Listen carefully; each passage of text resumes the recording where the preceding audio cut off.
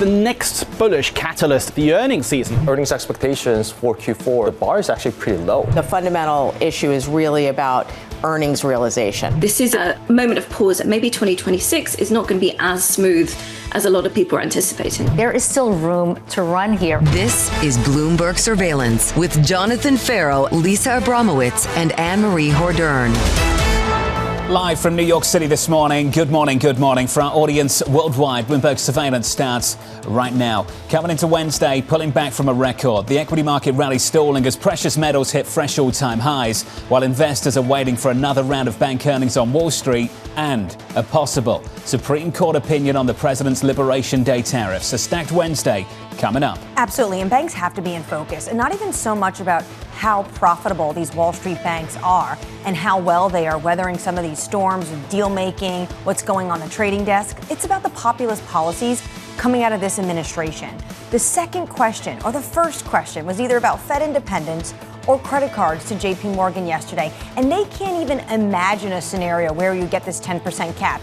How challenging is that going to be on the earnings calls today for the likes of Bank of America, Citi, and Wells Fargo? What is it about JPMorgan earnings and the C-suite on the earnings call that we never talk about the earnings, we end up talking about other things? Well, it's almost self-inflicted in some sense.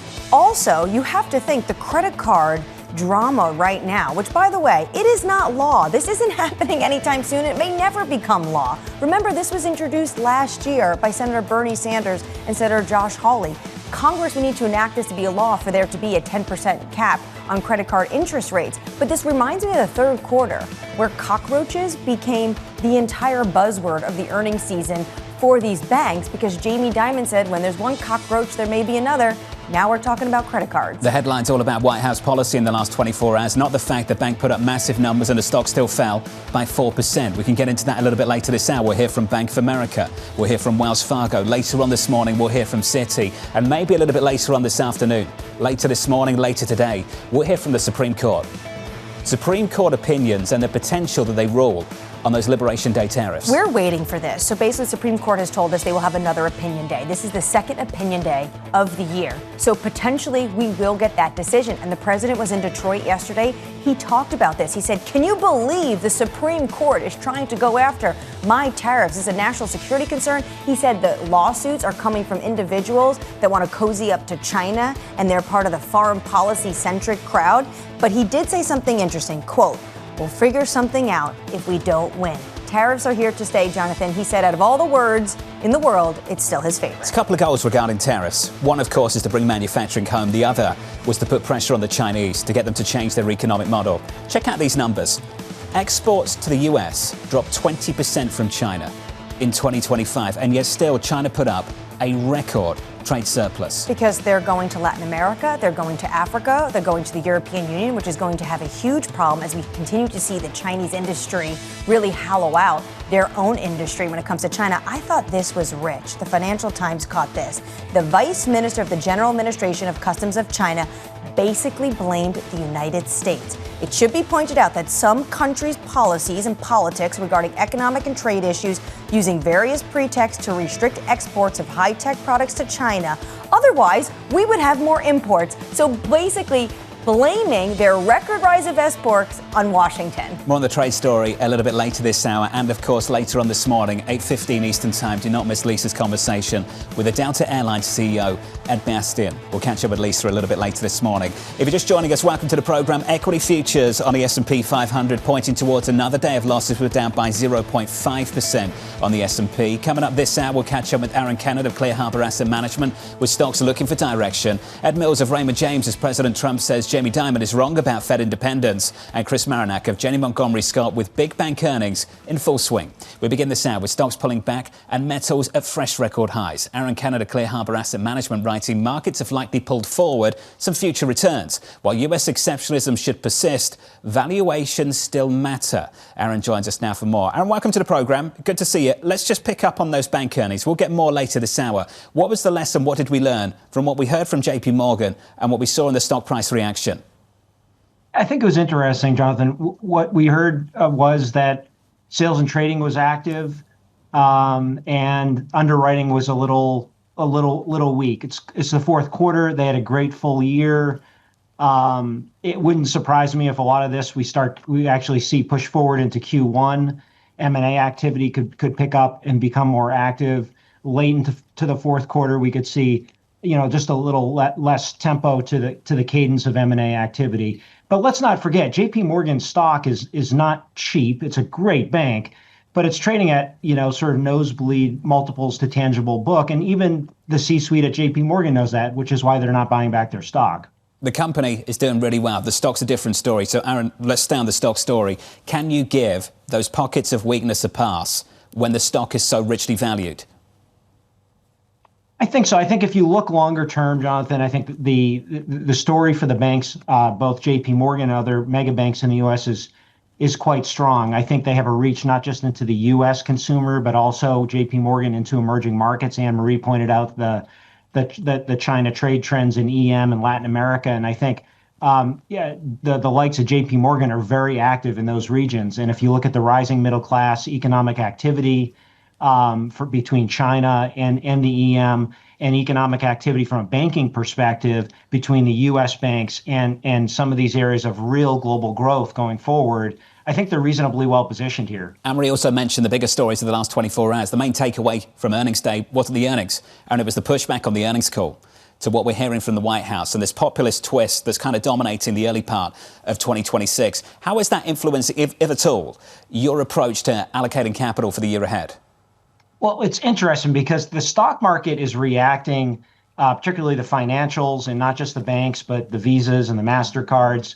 They're reacting negatively to this news, and it does require an act of Congress. So is the market sort of reading the tea leaves and thinking that, the president is going to be able to nudge Congress into voting for this because it does represent a good dose of populism? Perhaps. I'm a bit skeptical, though, that this will become a reality from the standpoint of law. And in reality, if you were to move the prime rate from 20%, where average credit card rates are about 20% down to 10, as he would like to see it, I think the only thing it does is hurt the consumers that he's trying to attract to go to the polls and vote for Republicans in the midterms. But Aaron, because they'll lose their lines of credit. But Aaron, I'm with you on this is half baked in the sense that it's just a truth social about this January 20th idea that we're going to have interest rates capped on credit cards. It actually has to go through Congress, and there have been laws floating or bills floating that the Senate and the House have not taken up. So why does the market react to truths and not actually when something is done, a legal framework that's signed off into law? Well, if he somehow just sort of like offshore wind declares it a national emergency, maybe there is a period of a few months where this has to work its way through the courts to then make the case that this is not in the purview of the executive branch of government and requires legislative action. And so, maybe there's a real concern around that, at least temporarily. The market has shrugged off, though, Fed independence for the most part. Why is that? Well, I think at the end of the day, the Fed, Powell, has a group of voting members around him that I believe, whether or not they agree with him or not, believe that he is looking at the data as he sees it and trying to make the best case for his view and on behalf of the American people. And I think it's a sad day when you have the executive branch of government suggesting that just because a Federal Reserve FOMC committee in totality, because of course he's only one vote, is moving rates lower, but just not quickly enough. I mean, we did see a 100 basis point cut in 24. We saw a 75 basis point cut in 25, but that's not fast enough. So maybe he's a criminal and we have to put him behind bars, and we're going to use this silly idea that there's a cost overrun at the Fed renovation for this. Just doesn't seem to be. It seems below us as a country. I think we can do better, and hopefully this will pass. Tracking the story of the last 12 months, I understand the importance of it. I understand the concern. But check out the bond market, Aaron. 10's at 415 this morning, down 3 basis points, incredibly range-bound. We opened up this morning by talking about these record highs in gold and silver and precious metals and metals more broadly. What can you speak to that explains some of the all-time highs we're seeing in precious metals and just this very cool, calm, collected bond market that's dominated the last several months? Well, I think investors, to be fair, are keeping their eye on the ball. And what is that ball? That ball is the big, beautiful bill is going to start to funnel significant stimulus into the economy on the part of the consumer as of Jan 1. It's also we're going to see accelerated depreciation on the industrial side. That's a huge potential growth catalyst. And I think what the market is telling us, when you look at the metals side, Jonathan, and it's not just gold, to your point, it's silver, it's tin, it's aluminum, it's platinum, starting into the industrial side of things, up mid-single digits already this year, or double digits in some cases. This is a growth story. And we've gone from a period where the last super cycle in commodities was very much one that was based on globalization, the demand side.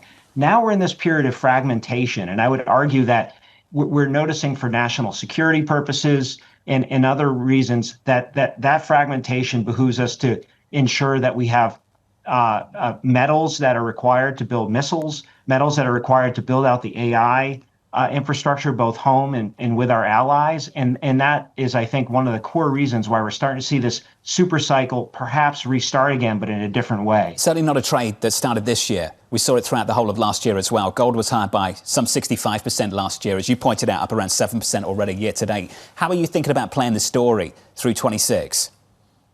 I think the metals story has legs. I think the gold story has legs. At the end of the day, gold is, I believe, just another currency. It's just not a fiat currency. If you look at central bank buying outside the United States, particularly among people or entities that are not as friendly with us, read Russia, China, and others, their net gold purchases over the last couple of years has skyrocketed. If you look at foreign reserves of gold from just 2020 to today, it's gone from like 6 to 22% of central bank foreign reserves. I think that bid continues. I don't see any reason why it wouldn't. And in fact, if China's trading less with the United States, as you pointed at the top of the hour, and they're doing more business with Latin American and emerging markets more generally, I think that's a case for them to be doing trades in those countries, receiving that currency back and putting it into gold reserves instead of buying euro-denominated fixed income and dollar-denominated fixed income on the margin.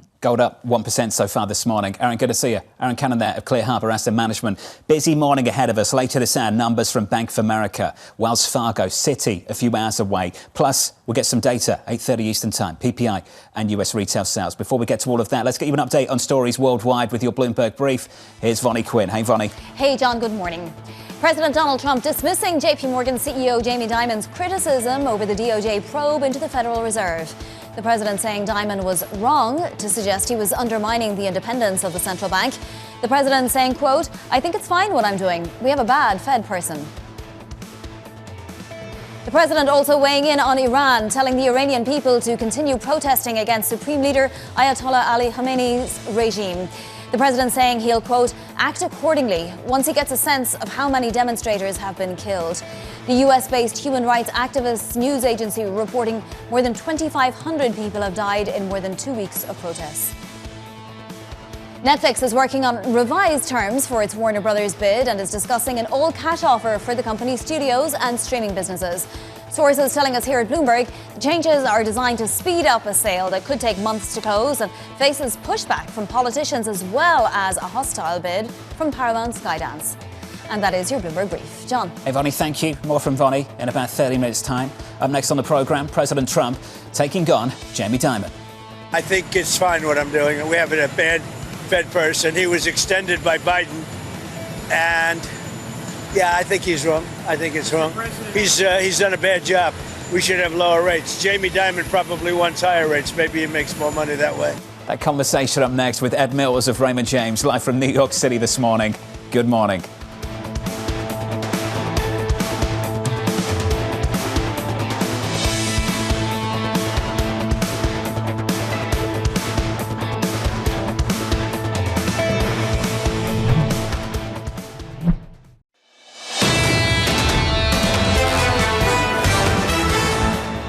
Four hours coming up, packed with bank earnings. It kicks off later on this morning. Later on this hour, you'll hear from Bank of America and Wells Fargo. Citi as well reporting later this morning. On to tomorrow, Goldman Sachs and Morgan Stanley. Also some data at 8:30 Eastern Time, PPI and US retail sales. For the broader equity market, we went 3 days without losses. That changed yesterday on the S&P 500, pointing towards the first back-to-back losses on the S&P 500 potentially for the new year. On the S&P 500 this morning, we're down by 0.4. On the Nasdaq, we're negative by 0.6. Under surveillance this morning, President Trump taking on Jamie Dimon.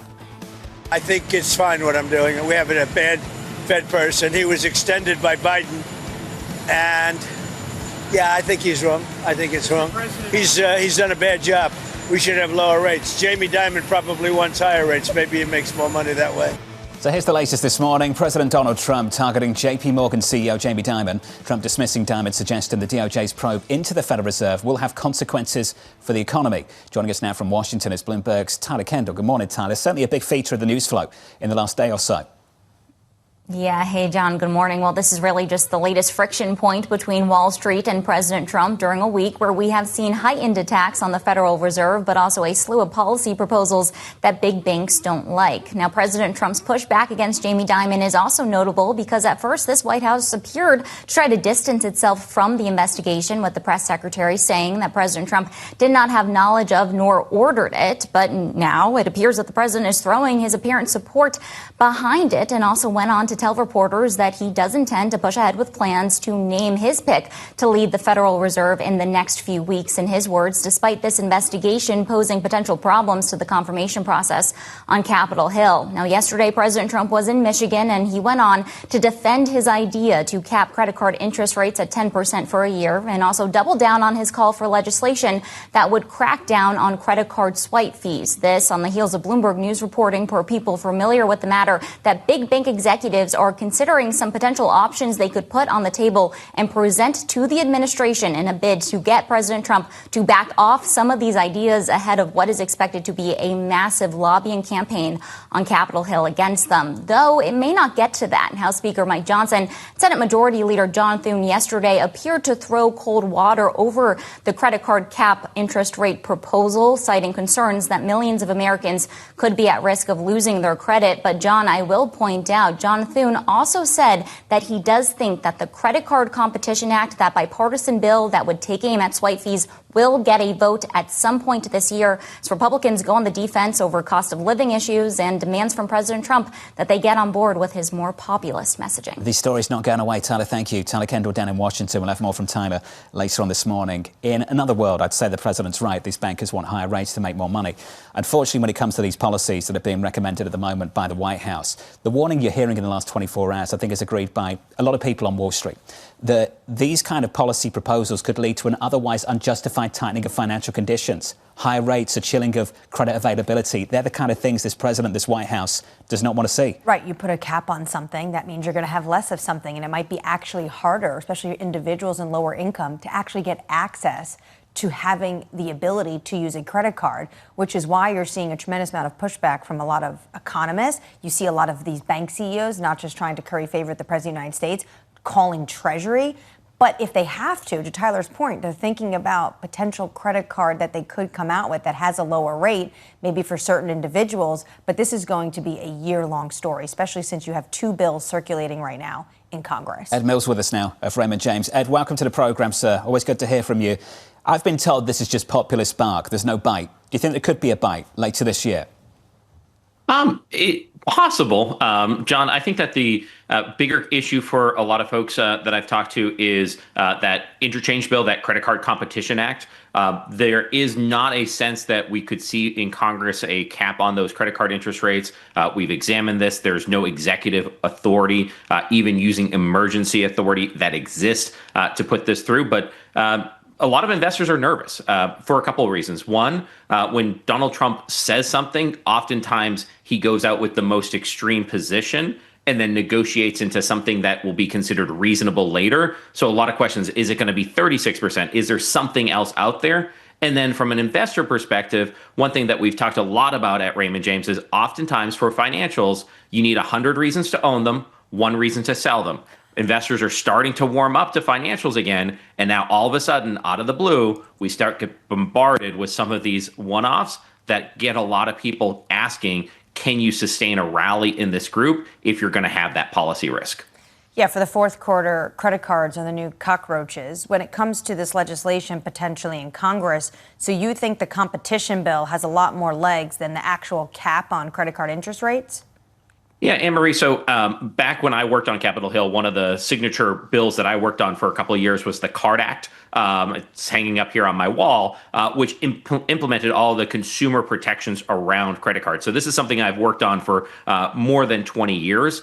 And what I've seen is there's not a lot of support for rate caps because there are concerns about credit availability. However, on interchange, it's just a completely different fight. You have two really well-heeled lobbies, the retailers versus the banks. We've had Durbin in the past strike lightning in the bottle and change the interchange rates on debit card transactions. Marshall, a Republican from Kansas, used the kind of push by Donald Trump on rate caps to get him onto this bill on credit card competition. And whenever there's a vote on something, Annmarie, that can be the whole ball game. There's been a concerted effort since the Durbin Amendment passed back in 2010 on credit card or debit card interchange to never have another vote on this, because when there's a vote, it's unpredictable. I still don't think it passes, but the risk is higher on the interchange bill than the cap on interest rates. So do you think the banks are overreacting a little bit? I think what the banks are doing is they're trying to figure out what they can do to put a cap on the risk. Is there something that they can do kind of from a business perspective to get Donald Trump to focus elsewhere? He is very focused on affordability. They are having a huge list of other things that they want to see happen in D.C. The deregulatory agenda is a big tailwind for the banks. So if they don't do something on credit cards, does some of the other parts of the deregulatory agenda get sidelined? Do they not get the relief that they're expecting on tailoring or capital return on stress tests? There's so many things that the banks have going right now in D.C. They don't want this to be the thing that stops all the other benefits that they're getting out of federal regulators. Ed, what's been your reaction to the communication with the mayor of New York? Your reaction to the communication with the senator from Massachusetts? What's the strategy there for the White House?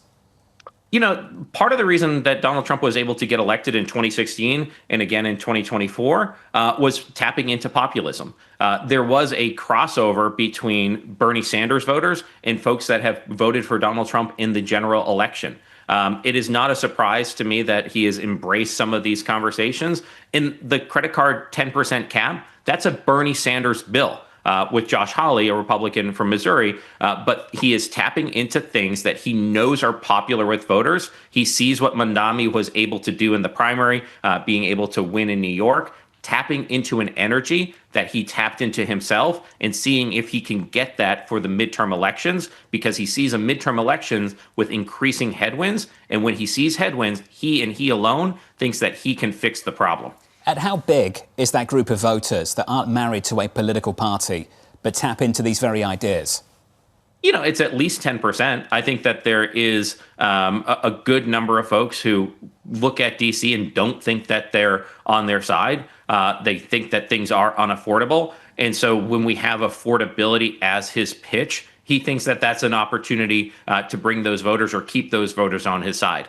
So we're going to have a Davos speech that focuses on housing. We're going to focus on energy. That's going to bring in Venezuela. We're focusing on the cost of credit. The fight with Jay Powell, he's not going to say it's a fight about kind of independence. It's about a fight about how much it costs you to run your life. And affordability is a much better place to put your kind of center that political fight versus a fight over independence, which most voters don't really focus on Fed independence. It's much more the market that does. It's a hugely important thing, but it's not something that sways the average voter, John. They'll feel it if it falls, that's for sure. Ed, thank you. Absolutely. Ed Mills of Raymond James. They'll feel it with higher rates. They will feel it with higher rates, but also one thing to note, when there was polling done about the highest ranking politicians, Jay Powell came up on top ahead of everyone. It's incredible. Yeah. We'll talk more about central bank independence in just a moment. We'll catch up with Veronica Clark of Citi, also looking ahead to the latest read on inflation and retail sales in America.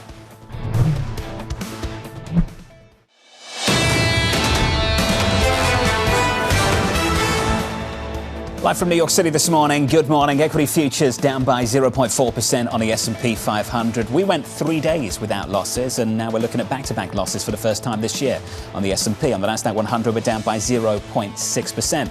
As we count you down to the opening bell, let's get you some morning movers. Let's cross over to Yahira for more. Hey, Yahira. Hi, John. Gold, silver, all hitting record highs, and that is powering mining stocks this morning as a few powerful factors come together. We had that softer CPI print yesterday, fueling expectations for Fed rate cuts, plus all the political pressure we've seen mounting on the Fed, fueling the debasement trade. So we are seeing Barrick Gold up 1.4% and First Majestic Silver up 2.5%. Meanwhile, we are seeing Netflix shares rising 2% in the pre-market on our reporting that Netflix is considering making an all-cash offer for Warner Brothers Discovery to speed up a sale in a fight that has turned increasingly contentious. Just this week, we had Paramount Skydance saying that it was suing and planning to nominate directors to the board of Warner Brothers as it continues its aggressive pursuit of the media company. And we end on China's biggest online travel platform. Its ADRs are falling more than 10% in the pre-market on news that China's market watchdog has launched an antitrust probe on it just ahead of the busy Lunar New Year travel period. This is the same regulator that investigated Alibaba, and that led to a record fine. Trip.com does say it is cooperating. John. Yahira, thank you. Thanks for the update. More from Yahira in the next hour. I promised you some bank earnings, so here they are. The latest from Wells Fargo crossing just moments ago. With those numbers, here's Danny Berger. Hey, Danny. John, it is a miss. The big number coming in on net interest income. This is the one sending shares lower, coming in for the quarter at $12.3 billion. The estimate was for $12.4 billion. At the same time, their fees, those did miss too on investment banking. $716 million is where it comes in. The estimate was just for under $800 million. Expenses, those are also higher, $13.7 billion. The estimate was for $13.6 billion. Average total loans, that is higher too, as is deposits that were estimated. So just to recap, it is higher expenses, worse than expected net interest income, worse than expected investment banking fees. Those are going to be some of the more important numbers, John, because this is a Wells Fargo that is trying to grow more aggressively. This is only the second quarter where Wells Fargo doesn't have its asset cap provision, something that the Federal Reserve put on it in 2018 after a string of scandals tied around improper customer practices. So they had targeted really aggressive growth for both its investment banking, for loans, for its deposits too. Of course, loans coming in a little bit better than expected, as did deposits, but it's going to be an issue for them. They're also seeing their total expenses for 2026 at $55.7 billion. That's about a little bit higher than it was for 2025, so that's not great news either. Just want to lay out what they see for their view of net interest income for 2026. They're seeing $50 billion. That's a miss. The estimate was for $50.2 billion.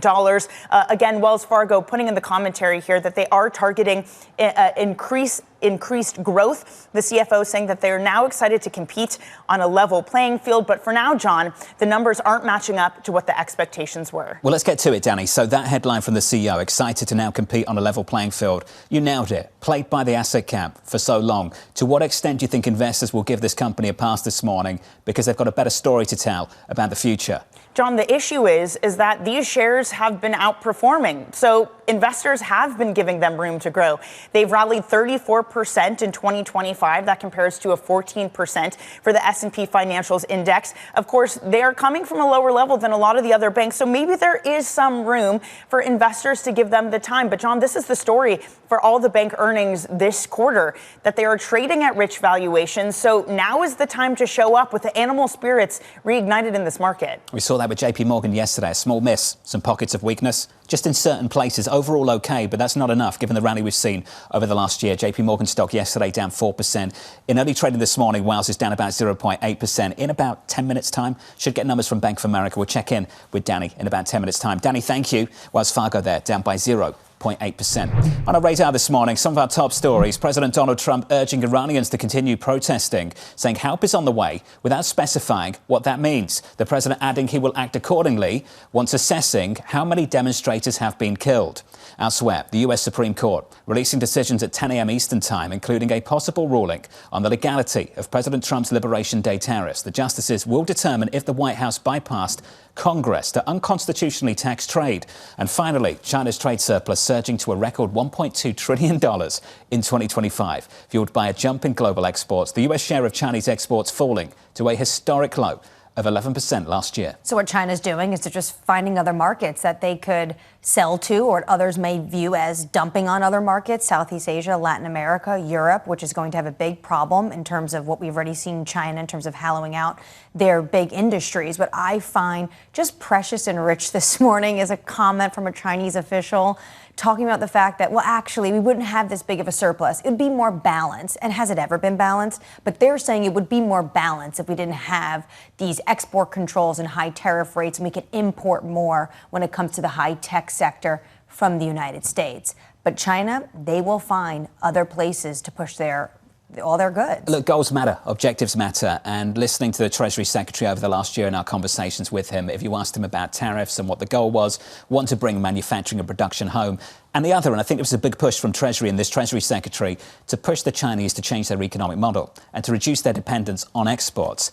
Obviously, things are working to some extent to bring manufacturing home, to reduce exports, but what you're seeing elsewhere, the trade surplus is at a record. If you want the Chinese to trade, to change their economic model, you need the Europeans to come along with you, and you're not seeing enough on that front. The Europeans, also maybe some countries in Southeast Asia, especially look at what's going on in India. The United States is still negotiating a pact there. Could India potentially also put up some walls when it comes to China, Latin America? What I found so interesting about the Treasury Secretary, he constantly would talk about China needs to rebalance their economy. They need more of domestic consumption. He once described it to me as that film Fantasia from Disney. You mop and there's a floor, but you just continues to have a spill, and it's just continuously cyclical, and we're seeing that play out in the numbers today. No big signs that it's changing anytime soon over in China. Let's focus on the US economy. Traders adding to rate cut bets following yesterday's cooler than expected CPI print. More data on deck this morning. PPI and retail sales at 8:30 a.m. Eastern Time. Veronica Clark of Citi writing, further shifting in inflation risks away from the upside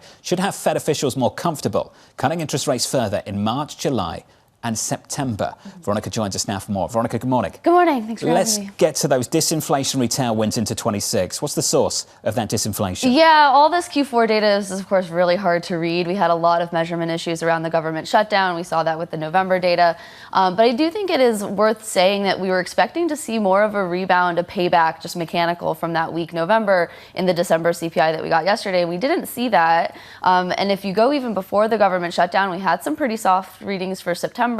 I think that's a number of months now where we've been consistently surprised lower, and there's a lot of weird details still, but that is a pretty consistent surprise lower on inflation. Inflation closer to 3 than it is to 2 still. That's a problem. Mm-hmm. What convinces you and the team that it's going to be closer to 2 than 3 in the months to come? All the forward-looking indicators that we have for really important components of consumer prices. Here I'm thinking specifically of shelter inflation. You can look at home prices, market rents, new market rent data. Those tend to lead shelter inflation by anywhere from a year and a half, 9 months. They've been abnormally weak for all of 2025. I do have a lot of confidence that shelter inflation and CPI, which is running normal, could have a period where it's softer than normal. How much is lower energy prices contributing to what we're seeing in inflation? Yeah, it's part of it. Obviously, gas prices are falling, but then you do have strength in electricity and things like that. That's always a concern for how that might feed into, maybe goods production, transportation kind of components of core inflation.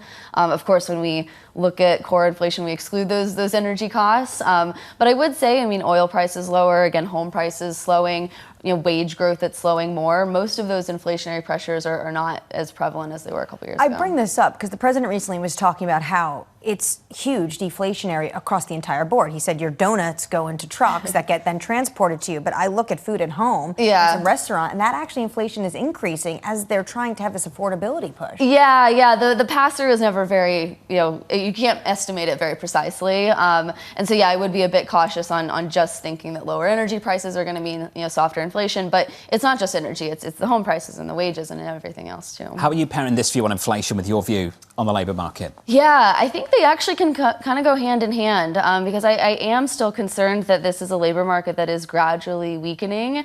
It's really been 3 years now where the unemployment rate has increased something like 0.4% every year. That's a really abnormal, slow increase in unemployment. But that is what is supposed to happen. You see a weakening labour market, maybe because rates are restrictive, and that's what slows inflation. And it makes sense that we're seeing slower inflation. The Fed's been cutting interest rates, though, when people are talking up the prospect of tax refunds over the next several months. And I think a lot of people are communicating a solid story for the US economy for the year ahead. So why is the labour market being left behind? Yeah, I mean, that's what we've seen for the last 3 years, though, right? We've seen really resilient growth. We'll get retail sales data this morning. Consumer spending has still been strong. Obviously, part of growth is also AI-related investment, things like that, which is not going to be so labor-intensive. So maybe that's not supporting the labour market as much. But yeah, we've had 3 years now of pretty consistent, very gradual weakening in the labor market, but people are still spending and still resilient. But I would worry that as we get to ever higher levels for the unemployment rate and aggregate job growth is slowing, aggregate incomes are slowing, that is a headwind for consumption. JPMorgan recently came out with a note saying no more cuts this year. Maybe they're saying hike next year. You have 3 cuts for this year. Yeah. Does what's going on with the Fed change how you're thinking about the cuts? Not particularly. You mean the drama? The drama, of course. No, not in a big way. I do think Chair Powell, most Fed officials are going to still make decisions, of course, based on the data at hand. They will know that not cutting rates because the president wants you to is just as bad as cutting rates because the president wants you to. So I don't think that that's going to be a big influence this year. Veronica Clark of Citi. Veronica, thank you. Thank you very much. Joining us for the latest call on the Federal Reserve, looking for cuts, 3 cuts throughout this year. Let's get you an update on stories elsewhere this morning with your Bloomberg brief. Let's cross over to Vonnie Quinn. Hey, Vonnie. Hey, John. Wells Fargo out with its fourth quarter earnings, reporting revenue that missed the street's expectations. The bank is expecting net interest income about $50 billion for 2026. CEO Charlie Scharf saying he's, quote, proud of the results. Japanese Prime Minister Sanae Takaichi is dissolving the country's parliament. Sources saying Takaichi, who came to power in October, aims to hold an election that would allow her to press ahead with her hawkish diplomatic agenda and pro-stimulus economic policies. Takaichi says she'll give more details on the dissolution next Monday. The Trump administration is easing export rules for NVIDIA's H200 AI chips to China. The U.S. Commerce Department says it will review applications case by case, although companies must follow requirements, including certifying no shortage of the chips in the United States. Exporters must also limit shipments to China to 50% of U.S. production. And that is your Bloomberg Brief. John. Vonnie, thank you. More from Vonnie in about 30 minutes. Up next on the programme, bullish on the big banks. The outlook is very positive for the banks when you consider the real GDP growth probably comes in this year, maybe around 2%. More bank earnings up next. We'll catch up with Chris Marinac of Janney, Montgomery Scott, live from New York City. You're watching Bloomberg TV.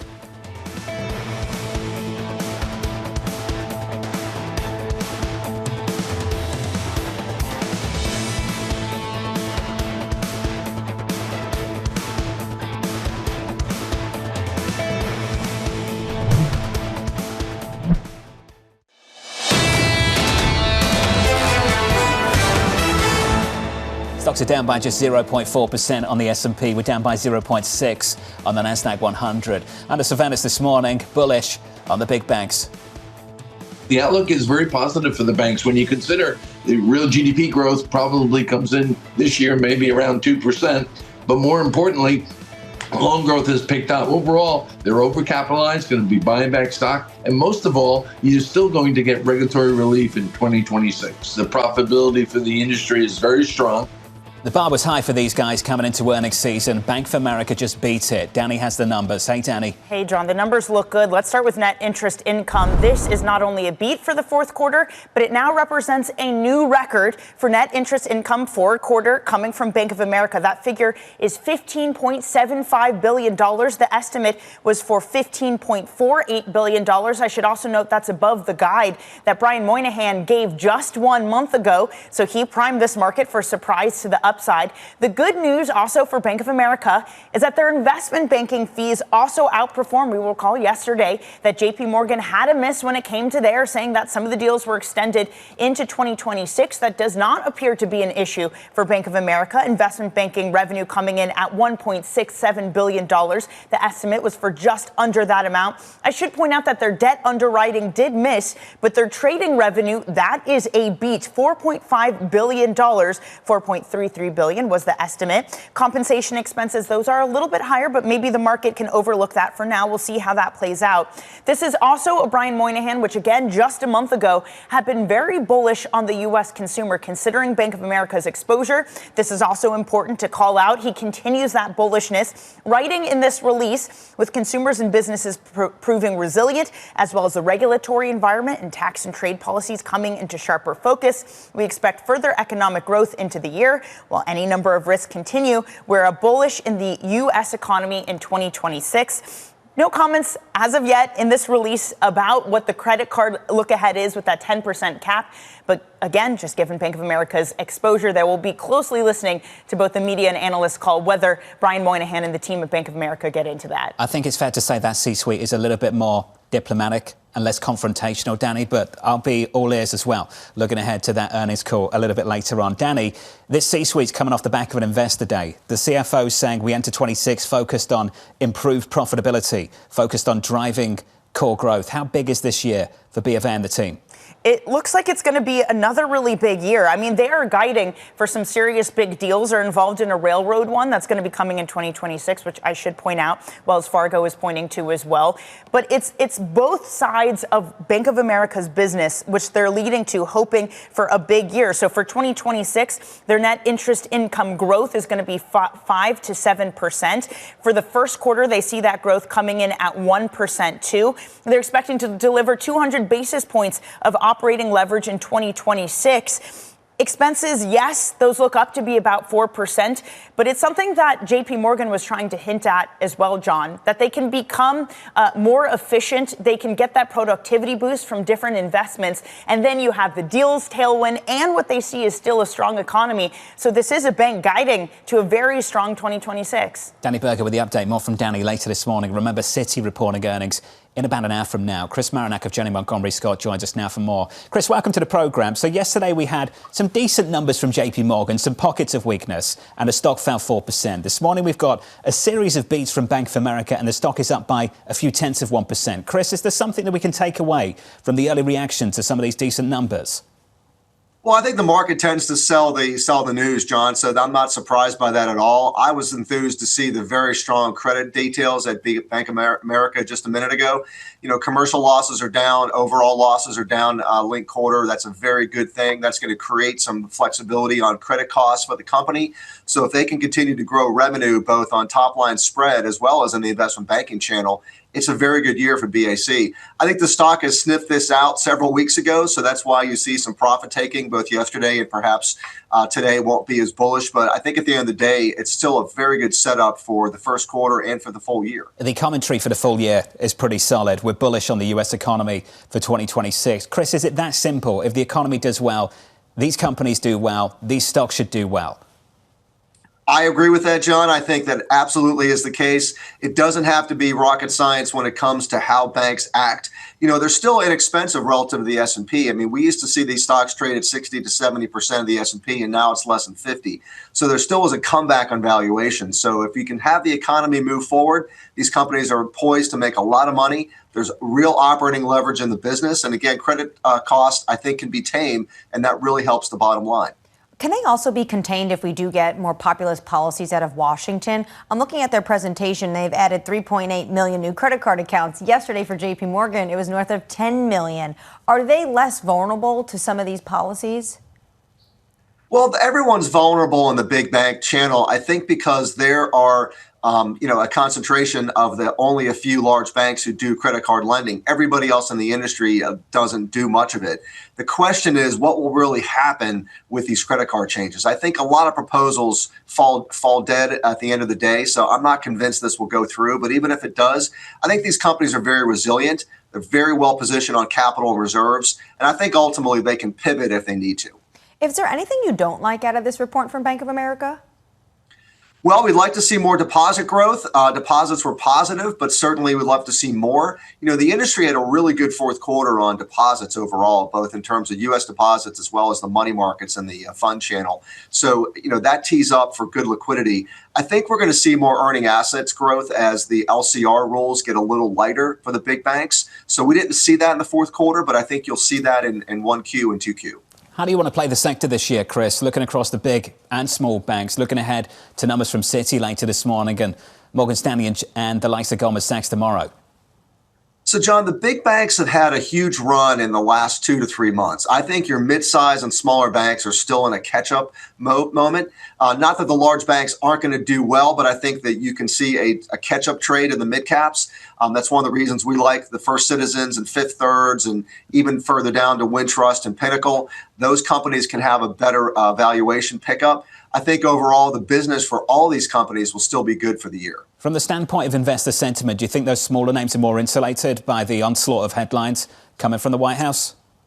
Absolutely. And I think that the White House still likes community banks. And I think ultimately that's going to help the small cap and even mid cap companies. There is definitely a movement to support the banking industry across all asset sizes. It's not just for the bigs. When you look at the different policies coming out of the administration, trade, tax, deregulation, but at the same time going after potentially banks when it comes to this push for when it comes to credit cards and the interest rate cap. How do you think the banks rate doing business in this environment with this administration? Because there was a lot of excitement about deregulation and potential M&A, and then all of a sudden there's been other policies that have been headwinds. So the biggest change is the examiner's attitude.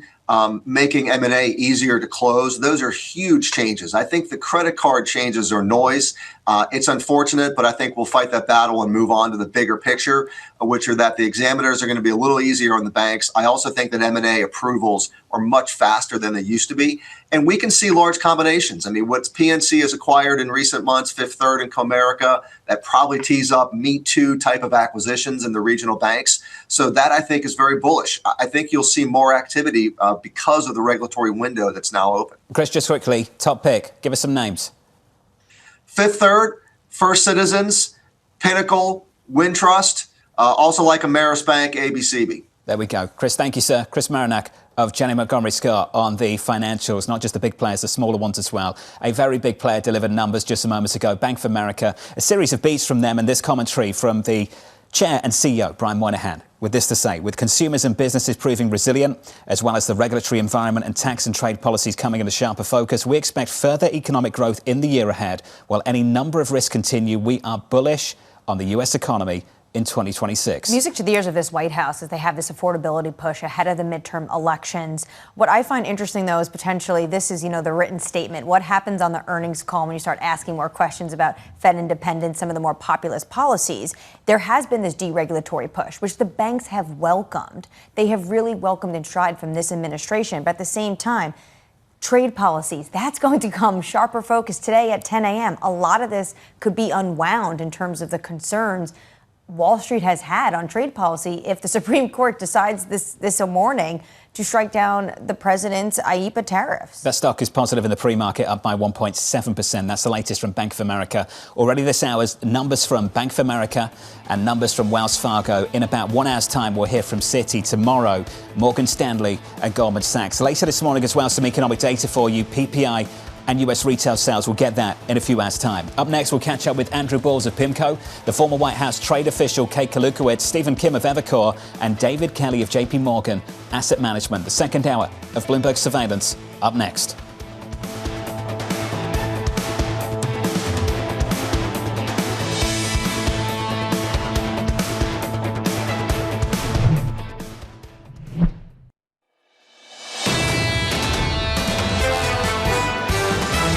The speed limit on the U.S. economy is inflecting higher. It's a winners and losers economy. The higher end of the K is dominating the overall picture for where the macro data is. The K-shaped economy, the K-shaped market continues. Inflation becomes a big part of the story again. This is Bloomberg Surveillance with Jonathan Ferro, Lisa Abramowicz, and Annmarie Hordern. Live from New York City this morning. Good morning, good morning. For our audience worldwide, the second hour of Bloomberg Surveillance starts right now, and your scores, the price action looks like this. We're down by 0.4% on the S&P, potentially poised for a back-to-back loss on the S&P 500 for the first time this year. On the Nasdaq, we're down by 0.6. For the day ahead, it looks a little something like this. In about 60 minutes from now, we should get numbers from Citigroup. Look out for that. 30 minutes after that, we'll get data, PPI and retail sales, and maybe, and I stress maybe later this morning, we get some Supreme Court opinions, a ruling on those Liberation Day tariffs. I have to say, if we get that ruling today and Davos is next week and they're struck down, that's going to be a whole different Davos for this administration, potentially countries lining up to renegotiate their deals. Today in focus clearly is the banks. Bank of America, pretty incredible quarter for what they're looking at. And the commentary, once again, coming from the C-suite. I know there was some shade thrown yesterday with Jamie Dimon, but in the earnings release, he did say we're seeing a resilient U.S. consumer. Well, what is Brian Moynihan saying today? Well, any number of risks continue. We're bullish on the U.S. economy in 2026. The bar is really high for these bank names. The companies are doing well, but the stocks have already had a fantastic run. And I think we saw evidence of that with JPMorgan yesterday. Decent numbers, pockets of weakness, stocks punished, we're down 4%. This morning, Bank of America, very good numbers. Stock is up by about 1%. On a morning like this morning, given the year we've just had for some of these names, you're going to need a tremendous beat to generate a big rally. That's true. They're talking about, at least the CFO, though, strong liquidity and capital going into 2026. You do have to think about JPMorgan yesterday. They did have what was going on in terms of bringing on the credit card. Also, they have a lot of deal flow, but those deals didn't finish in time for the fourth quarter. So potentially they will be able to bring in that revenue this year. And this is why I find the bank so interesting at this exact moment when you have Congress and the president even calling someone like Elizabeth Warren, the president, according to Axios, having this text, almost feels like a bromance with Zoran Mamdani. Please add me to that WhatsApp chat if that exists. Then you have the banks in this moment seeing populist Truth Social posts coming out of this administration, but a year where they were pushing for this deregulation push, and it was off to the races for these financial lenders. This is likely to be a feature of the media call. The media call, by the way, is about 10, 15 minutes away. It will be interesting to see how Bank of America handles some of those questions versus what we heard from Jamie Dimon and the team yesterday. Jamie Dimon was a little bit snarky, was he not, to the President of the United States? And of course, the President was asked about it, and he said, I think Jamie Dimon is wrong when it comes to the consequences, Jamie Dimon said, that could be when it comes to Fed independence in question. Maybe Brian Moynihan will take a little bit more of a different approach, saying we're going to wait for this to play out. At the moment, look at what the financial markets are telling you. Financial markets at this moment are not pricing in a Turkey, Argentina central bank of the United States. They're just not. Not at all. The 10 years are 4.15. Yields are down this morning by 3 basis points. 30s are at 4.80. Yields down at the long end by 3 basis points. Coming up this hour, we'll catch up with Andrew Balls of PIMCO as big bank earnings roll in. We'll speak to the former White House trade official Kate Kalutkiewicz on a potential Supreme Court tariff opinion.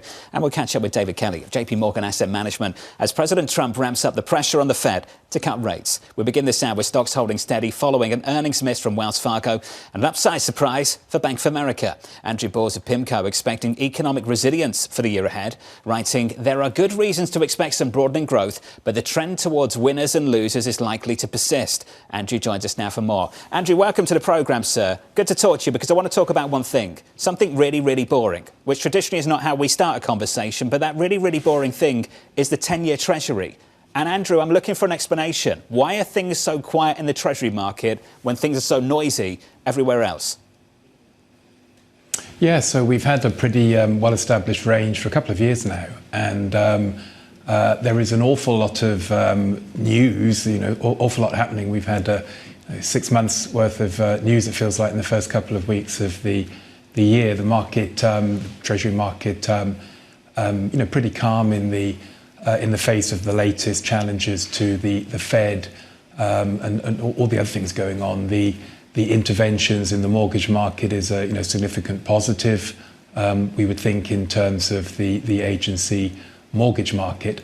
I think in broad terms you have inflation coming down, growth resilient, and quite possibly broadening beyond just the AI, the capex, the data center part of the economy, particularly with the fiscal support in the first half of the year. So a pretty reasonable outlook, and in spite of the challenges we've seen, the economy doing quite well in spite of the tariff situation. But winners and losers, you see weakness in the labour market, caution on the part of hiring decisions across the economy. So it remains, a difficult outlook to judge, but overall pretty resilient in terms of the US outlook. So, Andrew, let's take the headline stuff, and I'll turn back to the bond market a little bit later in the conversation. So, headline growth, great, decent, and it has been for the last several years.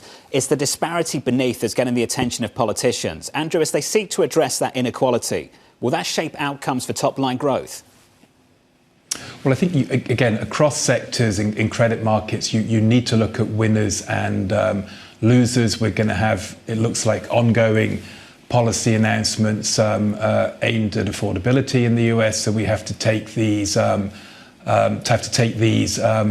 they come. I mean, when I step back, the 10-year Treasury, or broaden that to the market in the US, the US bond market, aggregate type funds, you can get 6% plus in terms of the yield. So this looks very good, we think, in terms of the return that investors can get in an environment which is, is still tricky, is still difficult in terms of the cross currents, the winners and losers, the policy uncertainty, and at a time when starting valuations for equities look, pretty full, particularly for the US market. So being able to get paid 6 or maybe 7% for a high quality bond fund looks very good, given the domestic uncertainties, given the international uncertainties we're all facing. Well, there's a question mark about Trump's tariffs for today at 10 a.m. And the tariffs have generated about $171 billion of revenue for the U.S. Treasury. If we have a Supreme Court decision today that rules IEEPA illegal, do you think that could move the bond market?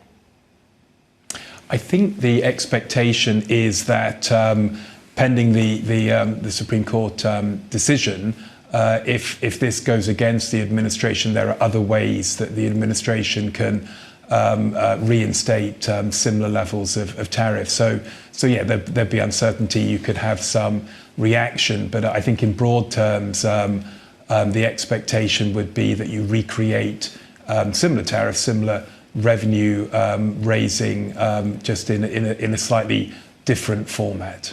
The other drama in Washington, D.C., and Jonathan started out talking about how the 10-year Treasury yield has been quite boring. Why do you think we're not seeing bonds move on this concern about Federal Reserve independence? So I think it's, the baseline and the risk case. So in the baseline, yes, there is noise around the Federal Reserve, the reappointment, the new appointment of the Fed chairman this year is very important. Legal challenges against the sitting chair certainly are not what you'd want to see from a bond market point of view. But in the baseline, it looks like this is probably more noise. And then in that environment, the Fed is priced to get down to about just above 3% this year. No, it all looks pretty reasonable. 3% for the terminal rate, 4% for the 10-year Treasury looks, 4.15 for the 10-year Treasury looks very reasonable. And then you've got the risk case, and it's, from my point of view, hard to see Fed hikes with the information we have this year, and probably risks towards lower terminal rates. So you can position for that on the yield curve. You can be long the front end of the curve, the 5-year part of the curve. You can consider a curve steepener. And that's been working over the past few days, although the level of long-term interest rates is becoming more attractive. So I think you can position for this. Markets have given a lot of credibility or ascribed a lot of credibility to the Fed in terms of the strength of the institution. I think that's right in the baseline. Even with the change in the Fed chair, it's just one among the group that make the decisions, but the risk case, I think, is towards lower interest rates, and we can position for that. And we, PIMCO, we are positioning for that across our portfolios. Andrew, are you positioning for higher rates elsewhere in places like Japan? Well, I think it's really interesting because after, we had this period since 2008 where you had, very high levels of correlation, central banks stuck at the lower band or the QE, etc. And now it's much more interesting, I think, in terms of global macro. You have countries where there may be tightening this year. Japan is priced to tighten. Australia priced to tighten. Europe, Canada kind of in the middle, probably done, close to neutral. The Fed, the UK priced to ease. Emerging markets priced to ease. So you have a really good environment, I think, for cross-market positioning, global diversification, given all the uncertainties, the challenges we've talked about. Global diversification makes even more sense than normal in this environment. And at the front end of the curve, different curve steepening trades across country, there's lots of opportunities. Politics driving markets in Japan. Again, at the start of the year, the clear indication of a snap election to come. The Prime Minister hoping to get a mandate for more active fiscal policy, differential fiscal policy across countries. Fiscal loosening. Japan, US, Canada, Germany. They're trying to tighten in the UK and France. Tends to be tighter on the emerging market side. So as active managers, lots of opportunity here for the cross-country relative value trading. Andrew, just a final note on Japan, if I may. For much of our careers, the Japanese government bond market has been an anchor to global bond yields, and it feels like it's anchors away, particularly over the last few weeks, given developments in Japan, as you indicate, the prospect of snap elections and maybe more fiscal stimulus. Andrew, how insulated is somewhere like the Treasury market to the forces building in a place like the Japanese government bond market? Well, I think that's interesting. That's actually a pretty good way to start a fight at our investment committee, because we have different views. But you certainly see spillover from Japan to the rest of the world, driven by the long end of the curve, also potentially the front end of the curve. I think that the steepness of the curve in Japan is very interesting. You see this leading in terms of the global curve shape. Other countries have been moving in that direction as well. I think there's some spillover when you quantify it. It's not huge, but the potential volatility from Japan this year is just another cause for interesting markets and probably good opportunities. Andrew, I'm a lover, not a fighter. You know that. Who wants to fight at Newport Beach, California? I mean, no one wants to fight over there, do they? No, Come absolutely on. not. It's a beautiful place. It's a great gig. Andrew, thank you, sir. Andrew Bowles of PIMCO, the latest on the bond market. Here's the latest from Apollo. Torsten Slok just published in moments ago. Give me some time just to work through this note. In 25, we worried that the trade war and immigration restrictions would lead to stagflation. With those headwinds fading, the list of tailwinds keeps growing, and we're starting to worry about overheating in 2026. Torsten goes on to say, the bottom line is that there are significant upside catalysts to growth and inflation over the coming quarters, and he offers a list of 10, so I'll share a few of them. So the trade war uncertainty is fading, strong AI and data center spending, high AI stock prices boosting wealth effects for consumers, dollar depreciation, falling oil prices, throws in the World Cup, and then points to the one big beautiful bill. He didn't say it, but he's basically saying that subtext of all of these is it's an election year. It is a midterm election year, and this White House is throwing everything at the wall to try to get costs down, because affordability continues to be number one when it comes to polling. Also interesting, this comes from Torsten Slok, who I think is the White House's favorite economist, because remember, he said Trump fooled us all when it comes to the trade tariff negotiations, because when it comes to inflation, it has only been a one-time price shock. That's it. That's the latest from our friend Torsten Slok over at Apollo. If you're just joining us, futures negative, down by about 0.4% on the S&P, with an update on stories worldwide with your Bloomberg brief. Here's Vonnie Quinn. Hey, Vonnie. Hey, John. Thank you. Bank of America rising in the pre-market after its fourth quarter results beat Wall Street estimates. The bank topping analyst expectations on net interest income and investment banking revenue. Bank of America CEO Brian Moynihan saying he's, quote, bullish on the U.S. economy in 2026. The Supreme Court expected to release opinions at 10 a.m. Eastern this morning, and we are waiting for the court to rule on the legality of President Trump's so-called Liberation Day tariffs. Justices will decide if the White House bypassed Congress to unconstitutionally tax trade. President Trump continuing to push for U.S. ownership of Greenland. The president posting on Truth Social this morning, NATO should be leading the way for us to get Greenland. Trump's statement comes ahead of a meeting between top diplomats from Greenland and Denmark and Secretary of State Marco Rubio and J.D. Vance, the vice president, in Washington this afternoon. And that is your Bloomberg Brief. John. Hey, Vonnie, thank you. More from Vonnie in about 30 minutes. Up next on the programme, bracing for a tariff decision. You have the Supreme Court now going to rule on whether or not we can use tariffs. Can you believe this? A case brought about by people that are China-centric, foreign-centric. We'll figure something out if we don't win, but we should win. That conversation up next with the former White House trade official Kate Kalutkiewicz from New York City this morning. Good morning.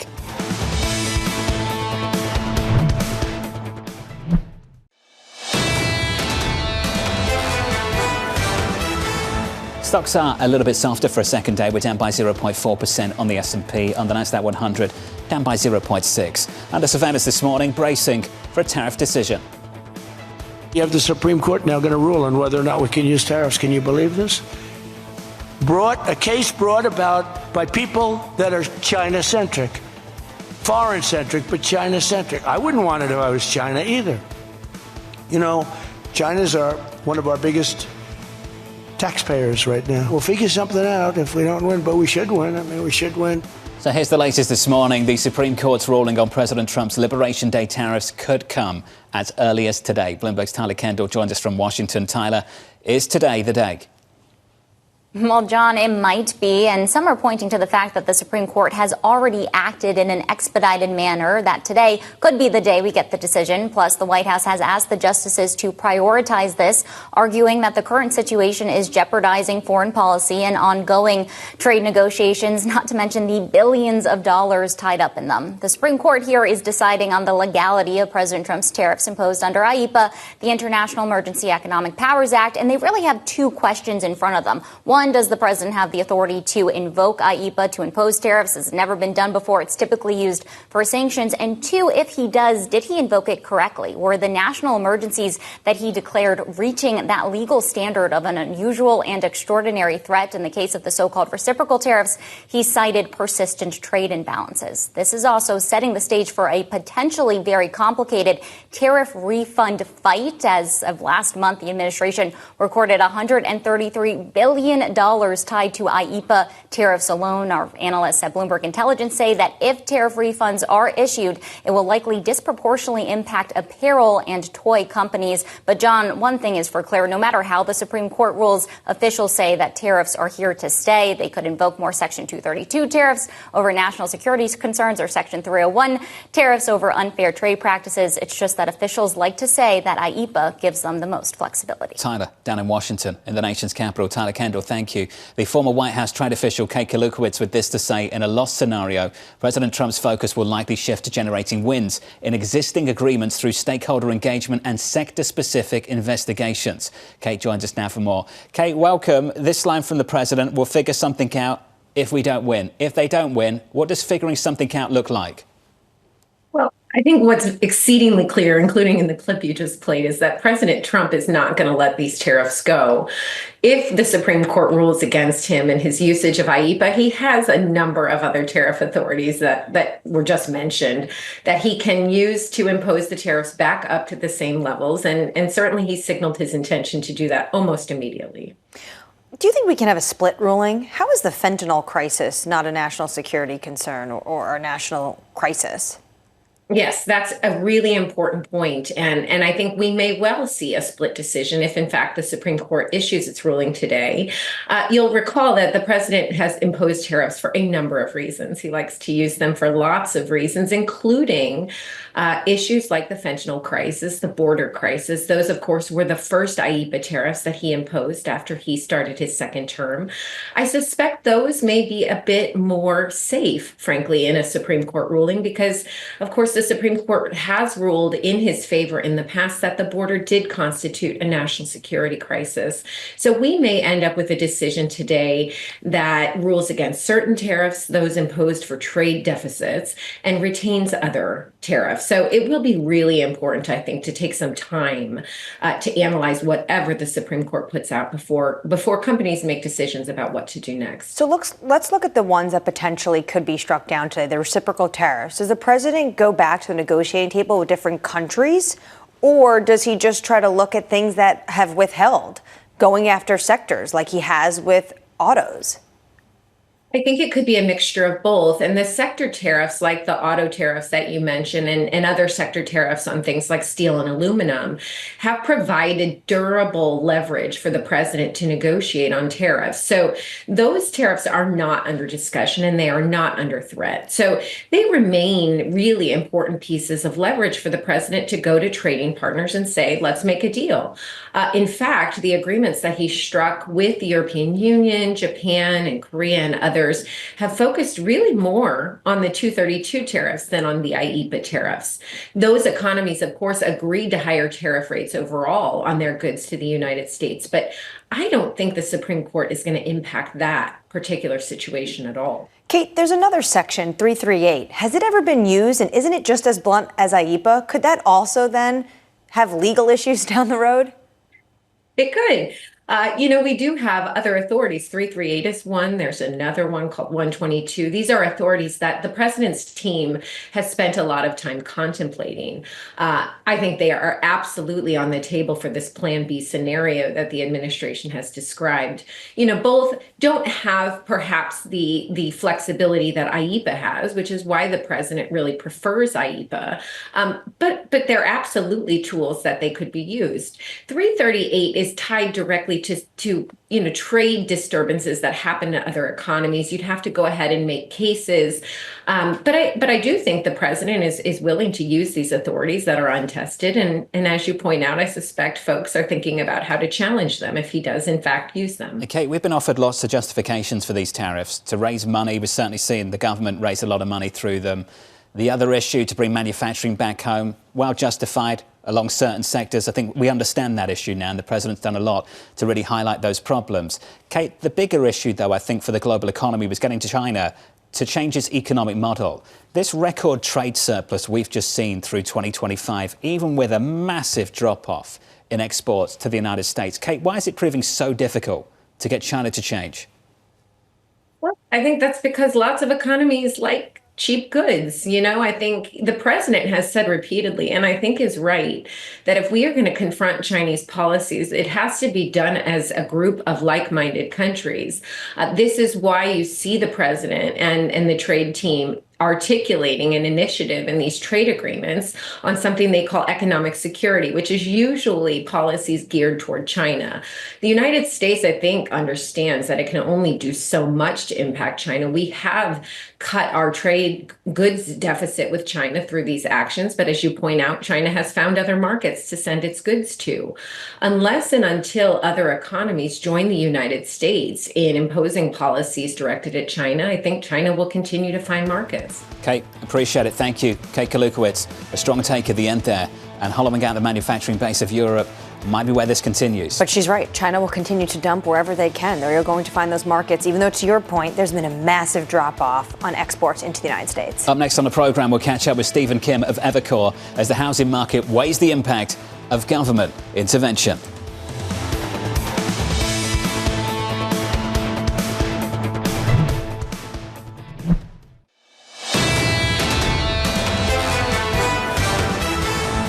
Facing down the prospect of back-to-back losses on the S&P for the first time in the new year. Equity futures on the S&P 500 negative through much of this morning so far. We're down by 1/3% on the S&P. We're down by 0.5 on the Nasdaq. Lots of newsy headlines in the last 24 hours. Plenty of noise, and yet this in the Treasury market, which is just unreal. The 10-year bond yield going absolutely nowhere. just range-bound over the last several months. A 5, 6, 7 basis point trading range on a closing basis for the year so far. 4.15 on 10s. We're down by 3 basis points. 30s down by 2. More data in 60 minutes. We'll get PPI and retail sales. Where you're seeing plenty of noise. Guy Johnson in London earlier on this morning saying how to price the crazy. You do it in metals. Gold up by 1%, silver up by 5%, record highs across the board. And what's so interesting about this is the records we saw last year set for gold and silver. Gold up 65%, silver up more than 100% last year, the best year since 1979.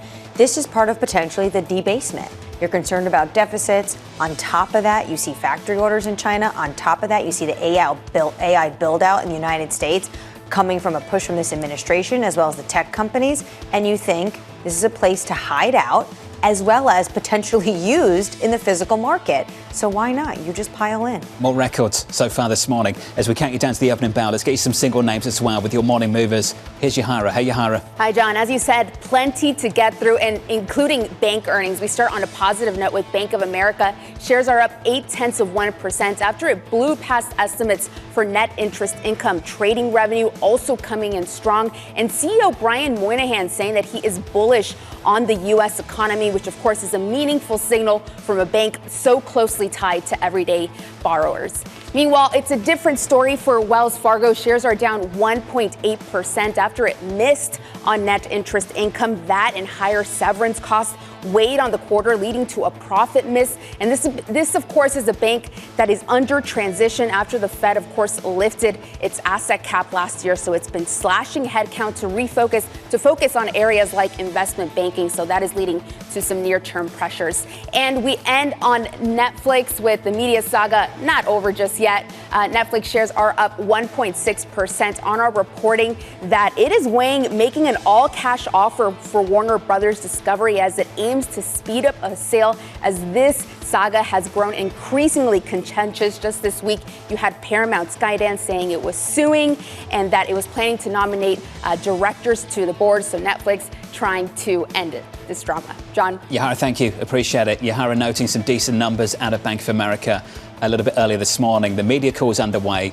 And as everyone anticipated, these questions were going to come up about credit cards and interest rates. Danny joins us now for more. Danny, Bank of America seems to be handling this a little bit differently to what we heard from JPMorgan yesterday. Yeah, the polar opposite in that they don't clearly want to comment on it. The CFO speaking just moments ago on the media call that I was listening to, Alistair Borthwick, as you would assume, it was the very first question. How do you feel about this proposed or attempted enforcement of a 10% credit card cap for interest rates?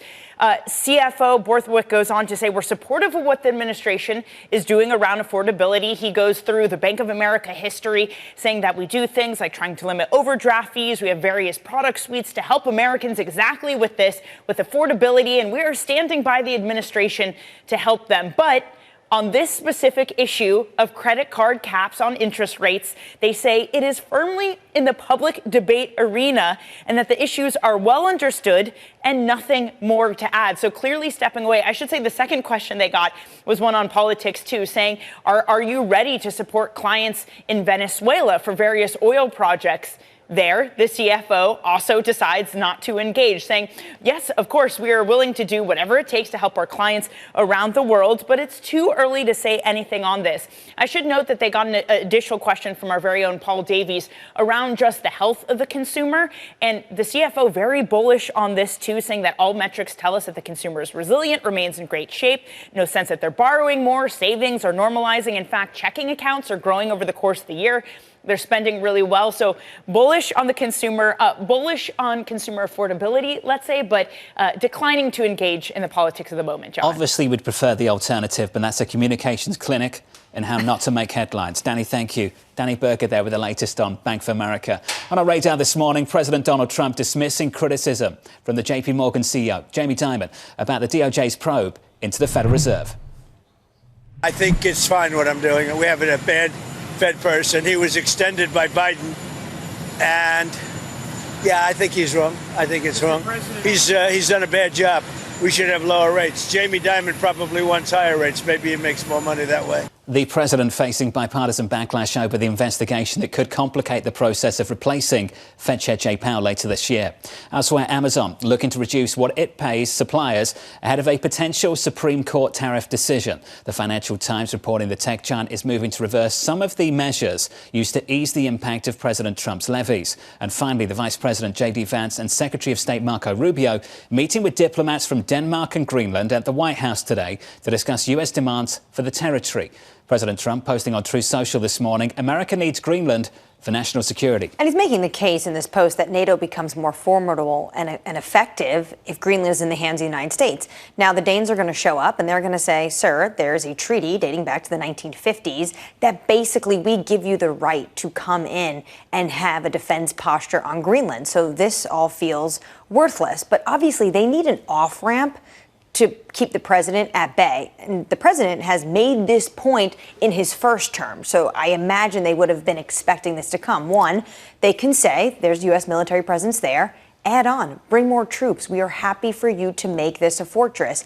Second, they could do something that Ukraine did, which is offer a minerals deal. The president is keenly focused on minerals and rare earths, especially as you see China pulling back those exports into the United States. That's the focus on the international stage. Here's the focus on the domestic stage.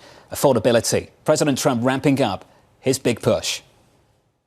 In the coming weeks, I will be laying out even more plans to help bring back affordability. As part of those efforts at Davos next week, I'm going to provide much more detail about our housing policies so that every American who wants to own a home will be able to afford one. This will include a ban on large institutional investors buying up single-family homes all over the country and making it impossible for people to buy a home. Stephen Kim of Evercore ISI writing this, a potential worry is that government intervention will bring renewed pressure on the large public builders to increase production more than they otherwise would, to the detriment of their margins. Stephen joins us now for more. Stephen, good morning. Morning. Thanks for dropping by. It's a very important story for Americans, housing affordability, and the president's trying to address the issue. Can we talk about the issue? Where do you think the problem is? On the demand side, access to credit? On the supply side, building enough homes? Where do you think there is an issue right now? Sure. Well, I think that there's some obvious things, which is that home prices rallied very dramatically post the pandemic and wages haven't risen that much. And you also had mortgage rates, which also more than doubled, after the pandemic as well. You put the two things together and you have things that are much less affordable than they were within recent memory, obviously. I think everybody understands that. There's not a lot they can do about home prices. They actually don't really want home prices to start going down in a measurable way, right? But they can do some things on mortgage rates, and they have been doing some things on mortgage rates. I'm sure we'll touch on that. The other thing, to your question, is to remember that home buying is not just math, it's mental. If you're worried about your job, the last thing you're going to do is go out and buy a house. And in fact, if you look at the surveys, at the number of people who actually are worried about their job, losing their job in the next year, it's actually at very high levels. And so that's another impediment to affordability. And I think it's been a lot of the instability that people have been feeling that is also causing them not to buy. That's not so easy for the government to fix either. When it comes to the large institutional investors, they're about 2%, less than 2% of the housing market. The president has also directed the FHFA to buy mortgage-backed securities.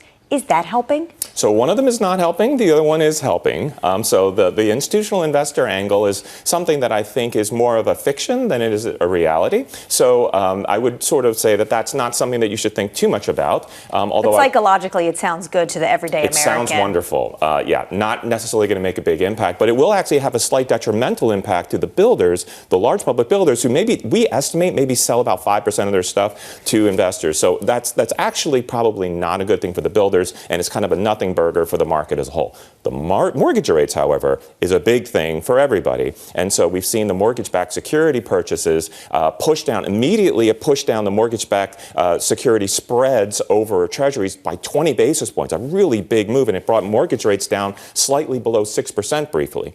The problem is, and we wrote about this, is our contacts suggested that was probably too big a move.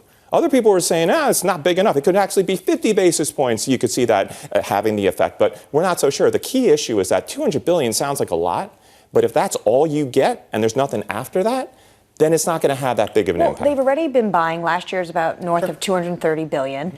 And then Bill Pulte was on, and when I asked him about the cap, he said everything's on the table. Maybe they would lift the cap. So what if they go above that cap? So that is exactly what prompted people to say, oh, this could be a big thing, because $200 billion is just a starting thing, right? And then you can lift the cap and do more. Here's the thing.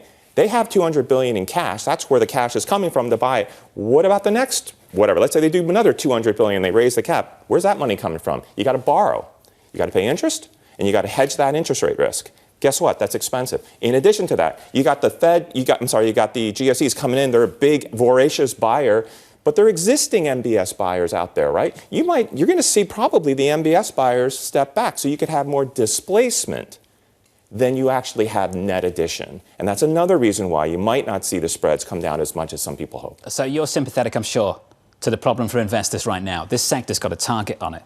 Yes. How investable is it when you get whipsawed from headline to headline every day for the year so far? Well, I think another critical thing to keep in mind is what Bill Pulte spoke about last night, which is that he believes that the builders should refrain from doing share repurchases, much like what they did about the defense stocks. And when I saw the defense stocks, the thing from Trump about directed towards the defense names, I was like, wow, you could just take that exact document and just put home builders in there, and that's basically what I think you're going to get. And by the way, the builders bought back 10% of their shares almost last year. They're big repurchasers. It's a big part of the home builder story, so it's a really noxious thing for them to wake up and read about. Kind of awkward that this address might happen in Davos, because he's going to be addressing people that pay, some of them, $1 million to join this World Economic Forum, which the president, I know, thinks is some elitist, globalist cabal. What do you think he's going to say? So in Davos, he's sort of teased that he's going to announce some of the biggest, housing reform things in history. But they've already, I think, I think they couldn't quite contain their enthusiasm, and so they put out a couple of big things already. And as I said, the MBS thing is actually a pretty big thing. In addition, what they could potentially do is they could announce that they're going to lower G fees, which is the fees that Fannie and Freddie charge for their services. G fees are about 40 basis points higher than they used to be, but don't think that you're going to get 40 basis points. I think if they tried to do that, that would get a tremendous amount of pushback. I'm guessing maybe you get 10 basis points out of the G fees. There's some other things they could do, like open federal lands. I don't know, maybe Greenland might be on the map here for that. I don't know how helpful that would be, but we'll see. They could open federal lands for home building. Too cold. A little cold, yeah. There's some tax credits he could announce. I think that would get the biggest, excitement. But the thing is, that requires Congress to say yes. Stephen, it's good to see you. Yeah. Plenty of issues to start the year. Stephen Kim there of Evercore on the housing market. Let's give an update on stories elsewhere this morning with your Bloomberg brief. Let's cross over to Vonnie Quinn for more. Hey, Vonnie. Hey, John. Thank you. The majority of Venezuelans want Maria Corina Machado to run the country. A survey from Atlas Intel finding that more than 51% say Machado should take over. The findings are contradicting President Trump's claim that the opposition leader does not have the country's support. Machado is set to visit the White House tomorrow. Elon Musk's Starlink satellite service is offering free internet access in Iran. The move comes amid the country's deadly crackdown on protests and days-long internal blackout imposed by the regime. While Starlink receivers are prohibited in the country, many have been smuggled across the nation's borders. Saks filing for Chapter 11 bankruptcy protection, giving the retailer the chance to reorganize its business, clear debts and potentially find a buyer. The company announcing that Jeffrey Raymond is replacing CEO Richard Baker, who had been in the job for just 2 weeks. And that is your Bloomberg brief. John. Vonnie, thank you. More from Vonnie next hour. Up next on the programme, the case for lowering interest rates. In the old days, when you had good numbers, interest rates would go down.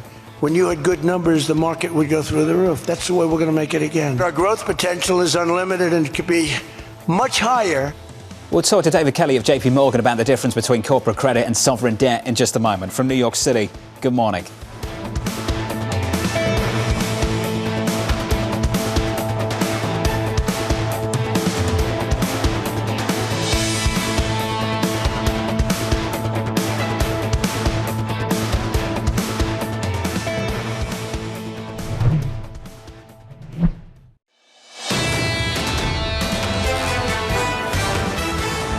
Numbers from Citigroup in just a moment. We'll hear from them in 13 minutes' time. 30 minutes after that, we'll get some data. We'll get PPI and US retail sales. Into it, the score's shaping up as follows. Equities a bit softer, down by a third of 1%. If you're just waking up this morning, we're down by 0.5 on the Nasdaq.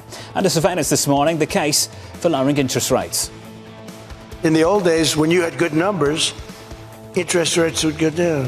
When you had good numbers, the market would go through the roof. That's the way we're going to make it again. Our growth potential is unlimited and could be much higher if we went back to sanity. We're talking about the head of the Fed, and I want somebody that when the market is doing great, interest rates can go down because our country becomes stronger. So here's the latest this morning. The president touting his economic accomplishments while continuing to make the case for lower interest rates. David Kelly of JPMorgan Asset Management writing, we expect the Federal Reserve to take its time in implementing further rate cuts, with 2 in total for 26 and a further cut in 27. We believe this will be the case even with new Fed leadership. David joins us now for more. David, welcome. We can talk about the rate cuts. Let's start with the economy. Sure. What's the outlook for 26 for you and the team? It's pretty solid. I think that we're going to have income tax refunds flooding in over the first half of this year. I think we quite possibly will get a tariff rebate check to sort of keep the economy stoked in the third quarter. So we're looking for the first 3 quarters of the year to be close to 3% growth.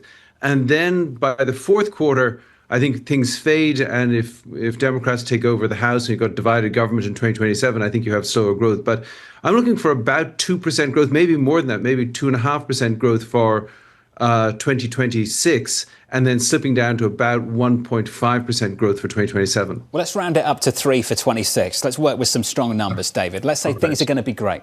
Solid economic growth. Typically, that's not a backdrop where the Federal Reserve is cutting interest rates. What do you make of these comments from the president, where he says in the old days, when the numbers were good, interest rates were lower? What's he getting at?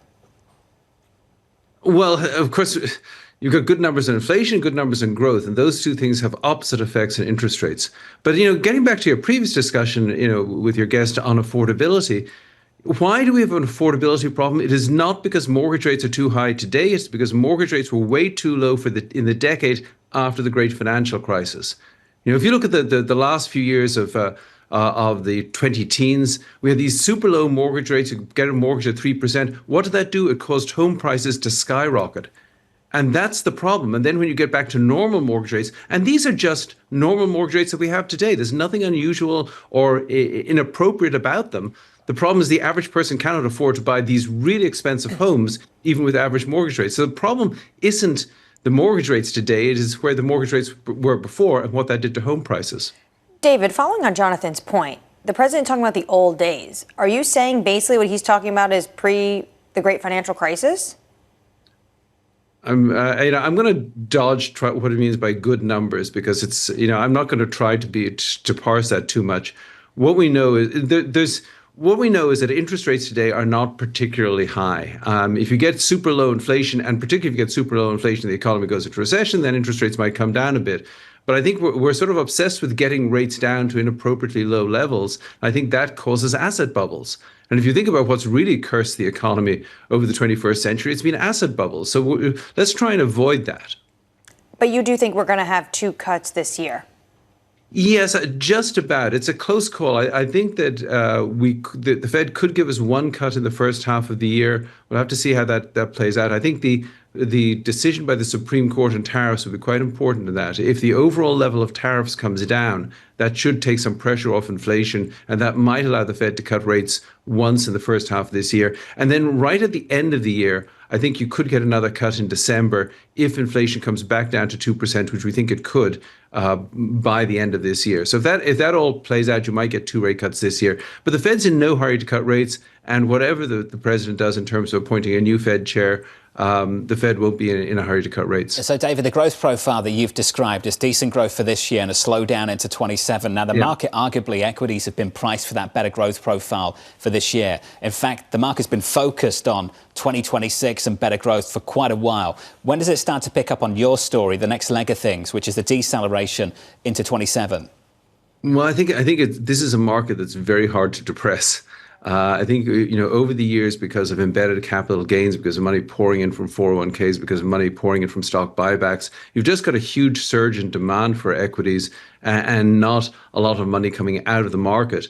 So, I think the market's pricing in a lot of good things here, but I don't really think it's a macro outlook that is the greatest risk to the market. I think that the greatest sort of economic and financial risk to the market is that something goes wrong with the AI hyperscaler story, because I think a lot of market enthusiasm is centered around that. But for the moment, I don't think the macro numbers are going to shake this equity market. Something did change with the market reaction function with regards to the AI tech story, David, when we started to get CapEx numbers and increased spending and the stock market started to push back.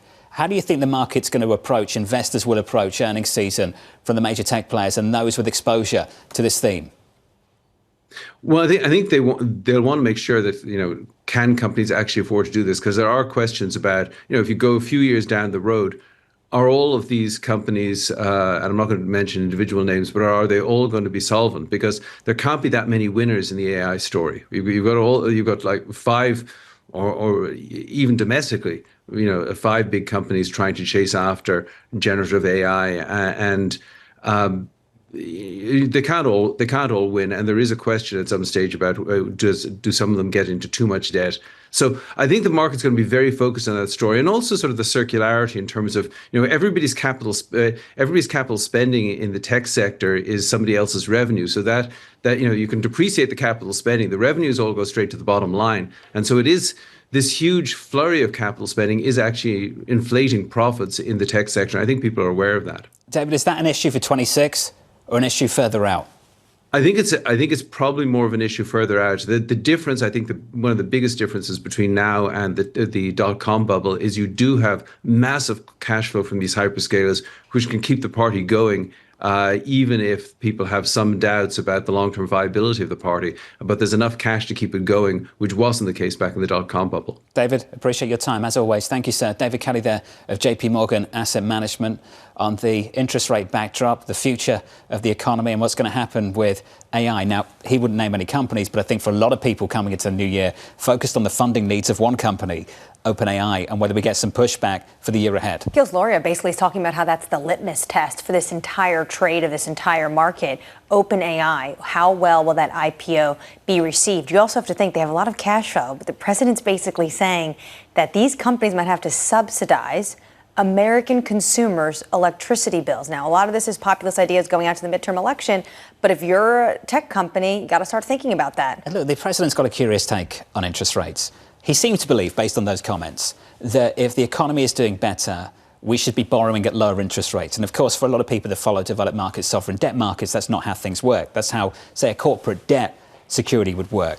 That if the profits are good, the numbers are good, your borrowing costs will be lower. Of course, the Treasury market doesn't work like that, and the Federal Reserve certainly doesn't work like that either. So this just sets you up for more tension further down the road. And for an individual that's holding interviews at least over the last month, I just wonder, I'd love some insight into the kind of questions that were asked these potential Fed candidates as those interviews continue. Well, maybe we can get some insight because Rick Reeder, who is a frequent guest of Bloomberg, is having his interview supposedly tomorrow with the president, and he's the last one to have this interview. Maybe he can share some insight on the questions that are being asked. I know the number one is, will you cut interest rates? I imagine he's not going to tell us anything. Rick's a good guy. Best of luck to him for the next 24 hours. Up next on the programme, we'll catch up with Alex Altmann of Barclays, the Dow CEO, Ed Bastian sitting down with Lisa. Look out for that in about 20 minutes' time. We'll speak to Sarah House of Wells Fargo and David Rubenstein of Carlyle.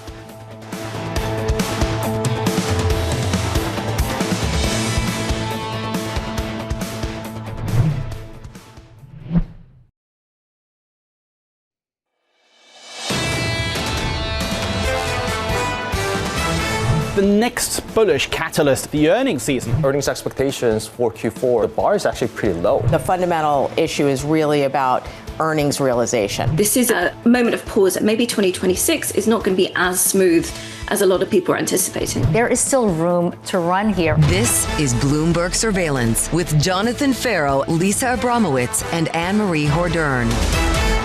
Live from New York City this morning. Good morning for our audience worldwide. The third hour of Bloomberg Surveillance starts right now, and your scores look like this. Equity futures pulling back by 0.4% on the S&P 500. We're down by 0.5 on the Nasdaq 100. For the next hour or so, earnings from Citi any moment now. 30 minutes after that, we'll get data, PPI, and retail sales. Lisa sitting down with Ed Bastian, the Dow CEO. Look out for that in about 15 minutes' time. And Anne-Marie later, 10 a.m. Eastern, might get a ruling on those Liberation Day tariffs. We might get a ruling on those tariffs, and that's going to be huge for this administration because they basically need to work about 75% of some of the tariff deals they've cut with this administration, or potentially the fentanyl tariffs they've put on some other countries. That's going to be interesting. Also, the timing of this, because the president is going to Davos next week, where he's going to be seeing a lot of these countries. If he's reworking this, that is going to be incredibly challenging and take up a lot of time and space for the rest of his cabinet. And he said yesterday, we have other ways, and tariffs is his favorite word, so it's here to stay. We've got a lot to get through this hour, including those numbers from Citi just dropping. We'll also catch up with Alex Altmann of Barclays, with stocks falling as traders weigh the latest bank earnings. The Delta Airlines CEO catching up with Lisa following that underwhelming outlook delivered yesterday. And Sarah House of Wells Fargo breaking down the latest data. We begin, though, with those Citi earnings just crossed in moments ago. Danny has the headlines. Hey, Danny. Hey, John. As of now, it is looking somewhat missed. Let's start with the highlights. The fourth quarter fixed sales and trading revenue is a beat. That comes in at $3.46 billion. The estimate was for $3.29 billion, too.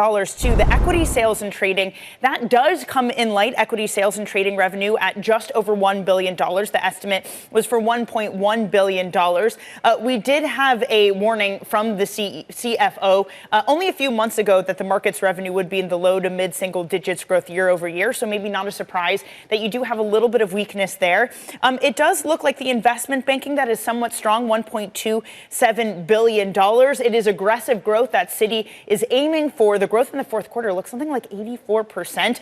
For comparison, JPMorgan's was just up by 6%. So it's this turnaround, perhaps a suggestion that the hire from JPMorgan, Viz Raghunathan, in the late summer is working for Citi. But again, some of these other sort of metrics coming in a little bit weaker, but Jane Fraser saying we enter 2026 with a visible momentum across the firm. They are committing to a return on equity of 10 to 11%.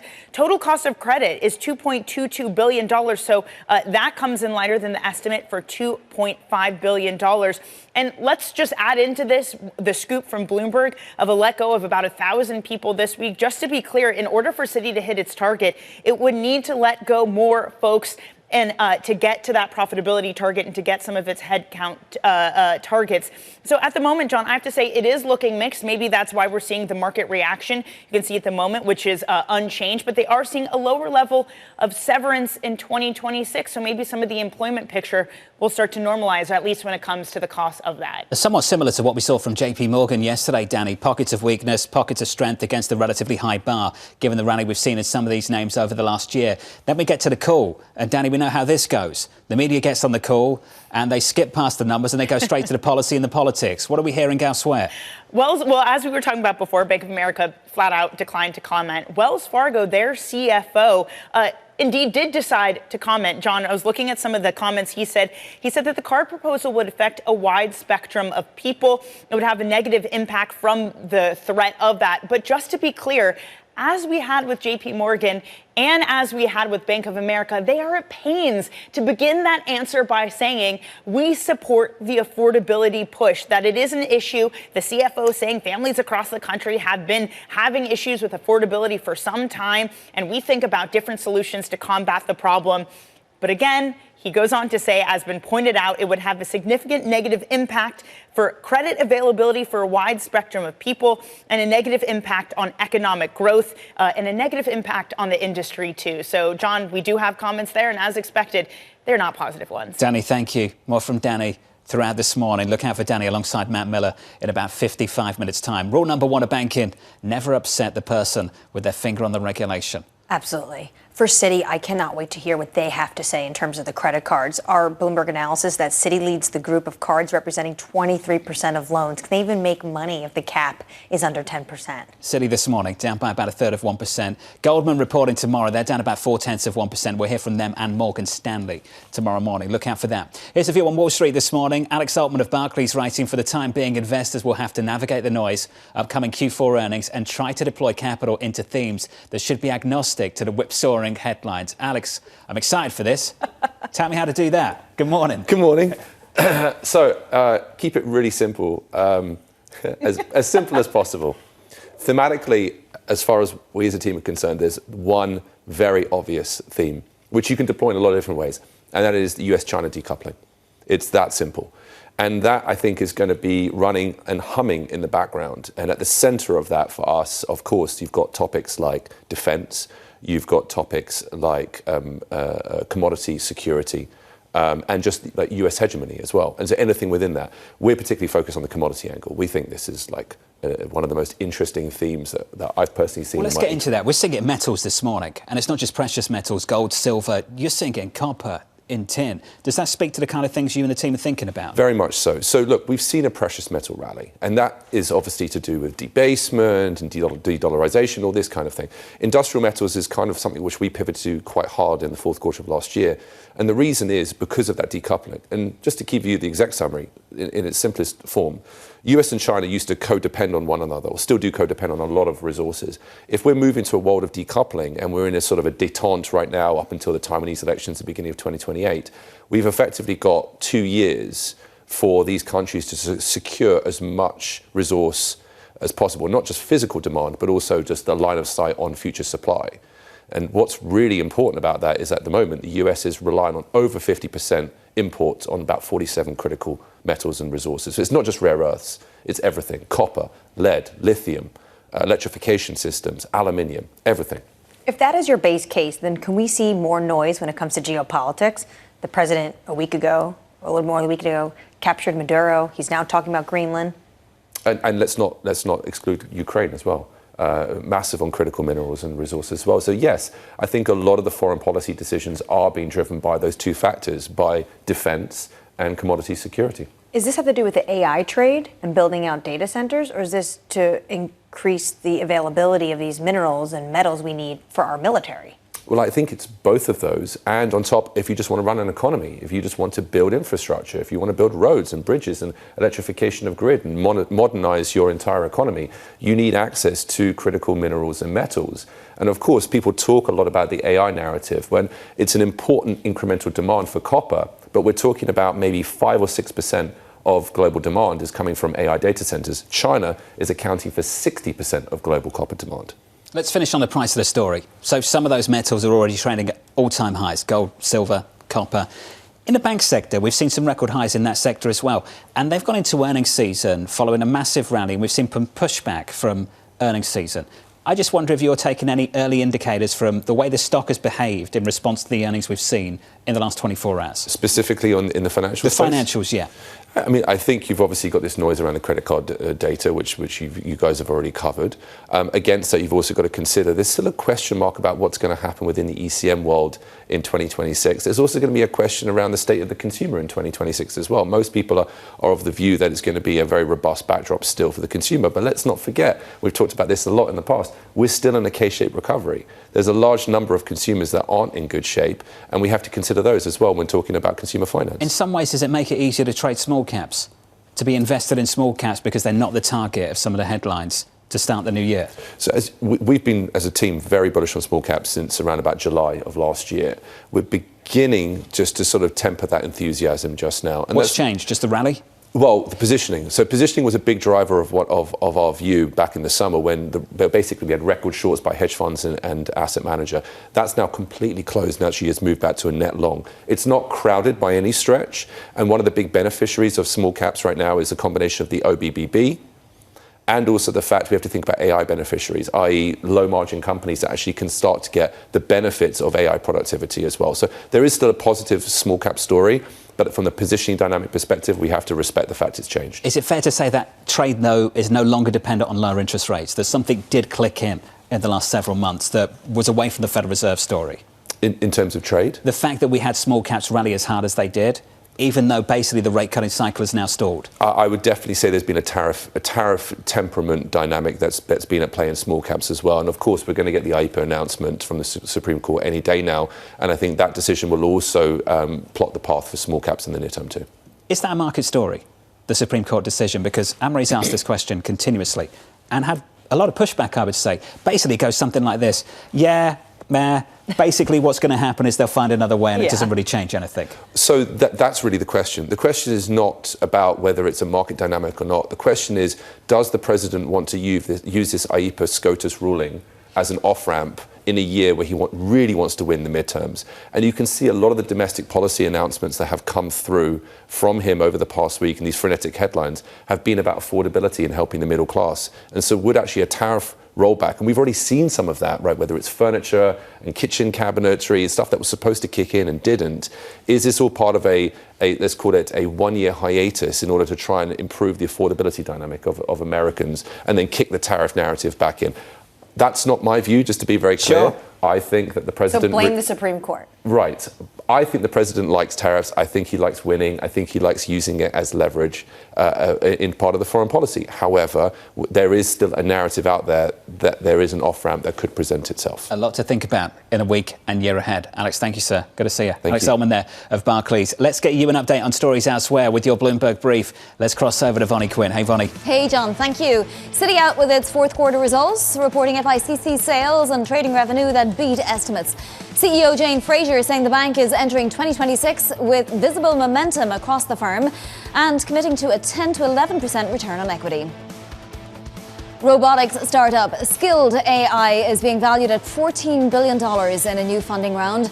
The company raising over $1 billion from investors SoftBank, Nvidia, Bezos Expeditions. Skilled AI's valuation has more than tripled in the last 7 months. Airbnb is set to launch an AI search this year as it leans more into AI for customer recommendations. This coming after the company hired former Meta head of Gen AI as its chief technology officer. CEO Brian Chesky telling Bloomberg News, "We're going to build great design sensibility into the experience of Airbnb." And that is your Bloomberg brief. John. Hey, Vonnie, thank you. Appreciate it. Up next, we'll get you the Morning Calls Plus. Elisa sitting down with the Delta Airlines CEO, Ed Bastian. That conversation up next.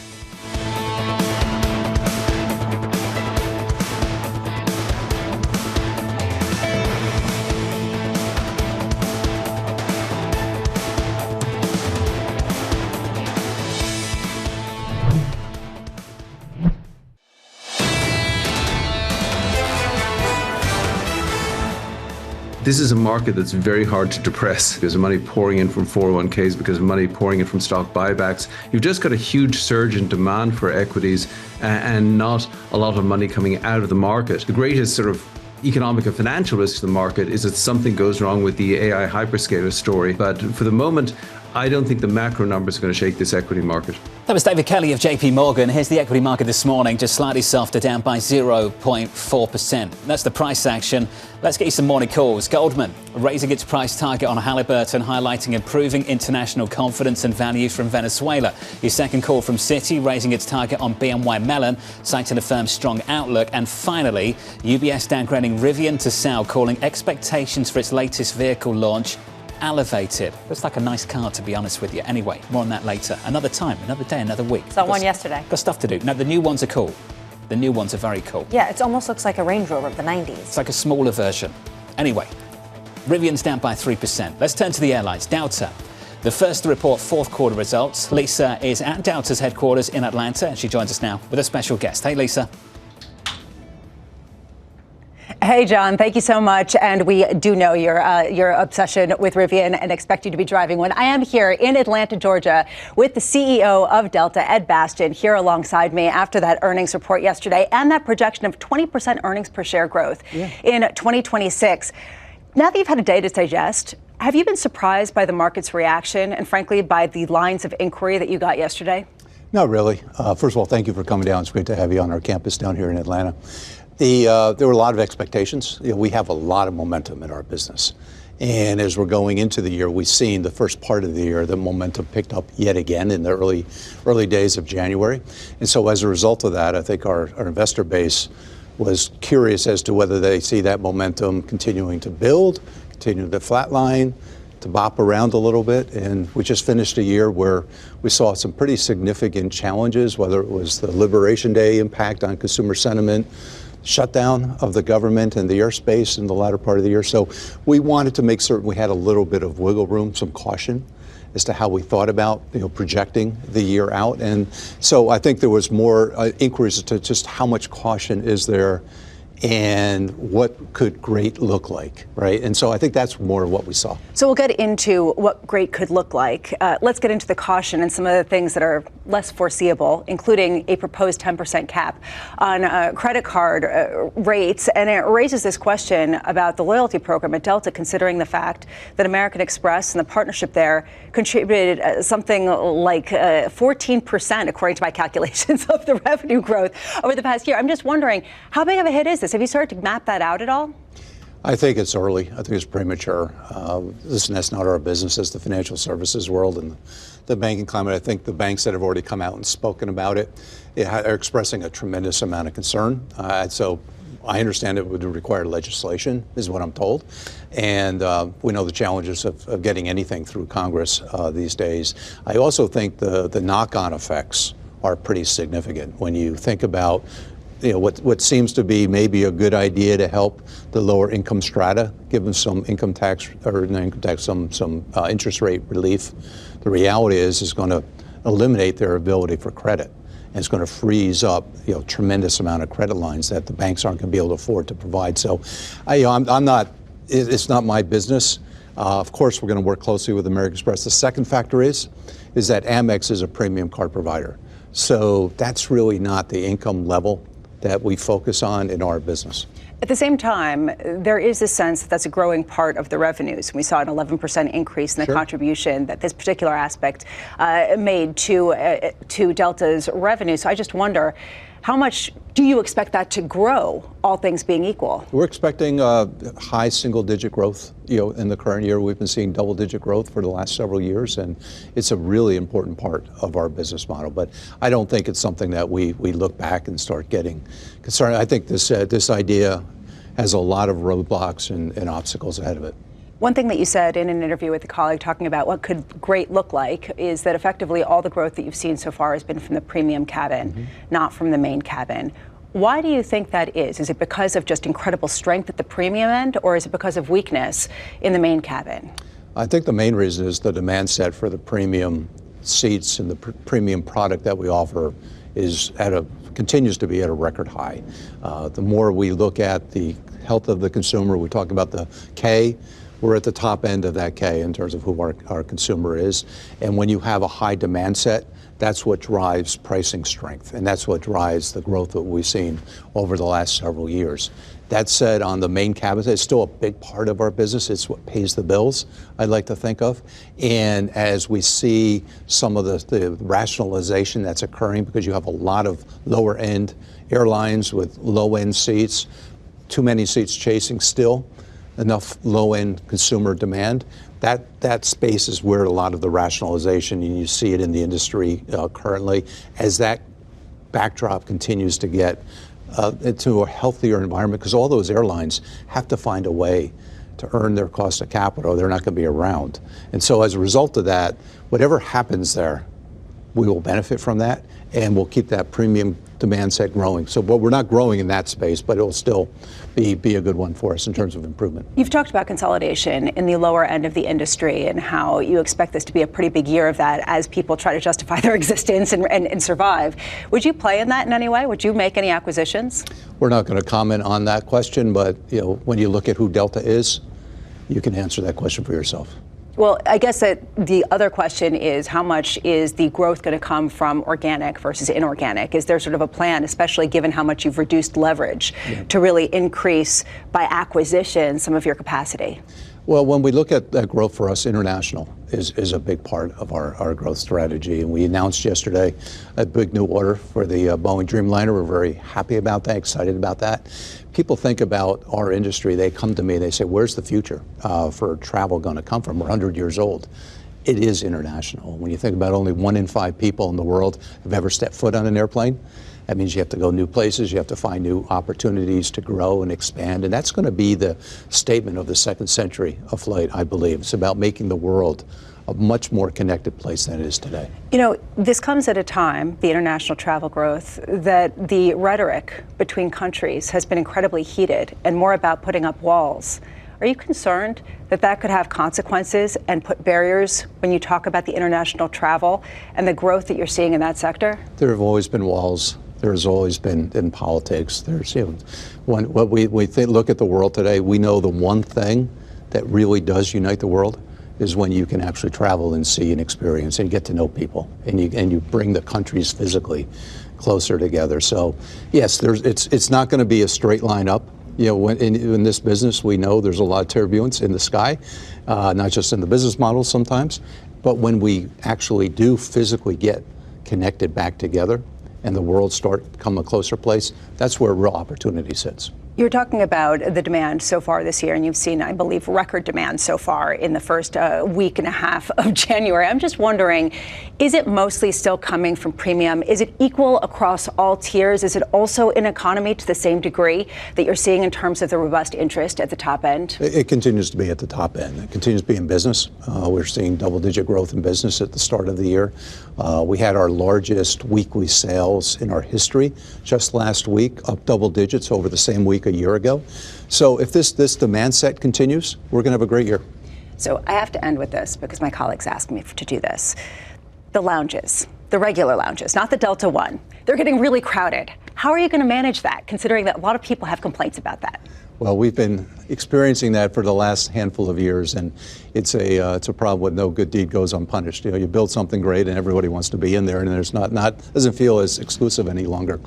We've been working through that for the last several years. American Express is our close partner on that. American Express is building lounges. We're building new lounges. We've got the Delta One lounges that are coming. We're going to continue to build more supply and more capacity to take care of all of our great customers. Ed Bastian, thank you so much for being with us today. Really appreciate speaking with you.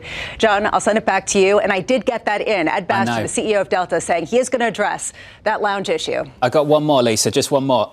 We need something to Puglia into Bari from New York. Is that something they can figure out? Oh, okay, I'll put in that request.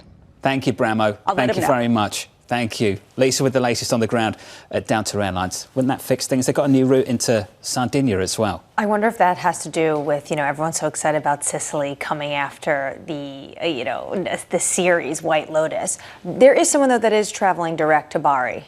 Who is it? I don't know who it is. Someone on the summer months. None of the major airlines, though, as far as I understand. Anyway, the latest on Delta there. And yesterday, really the headline and the big takeaway from that company story was just how well the premium cabin is doing and how soft things are elsewhere. We're seeing that in the economy. That's exactly what we're seeing in the economy, which is why I often call it the Delta Airlines economy, that half the country thinks it's Group 1 and the other half is struggling. And when it comes to Delta, they're putting all that money into those individuals at the upper echelons who are able to afford that. I don't even know if it's a K-shaped economy. I forgot what analyst said this, but it almost feels like a lowercase I. It's everyone and then the small top 10% right there at the top. Delta Airlines down by about 1/3 of 1% at the pre-market. Coming up, we'll get you some data, PPI and retail sales. We'll catch up with Sarah House of Wells Fargo, live from New York City. You're watching Bloomberg TV.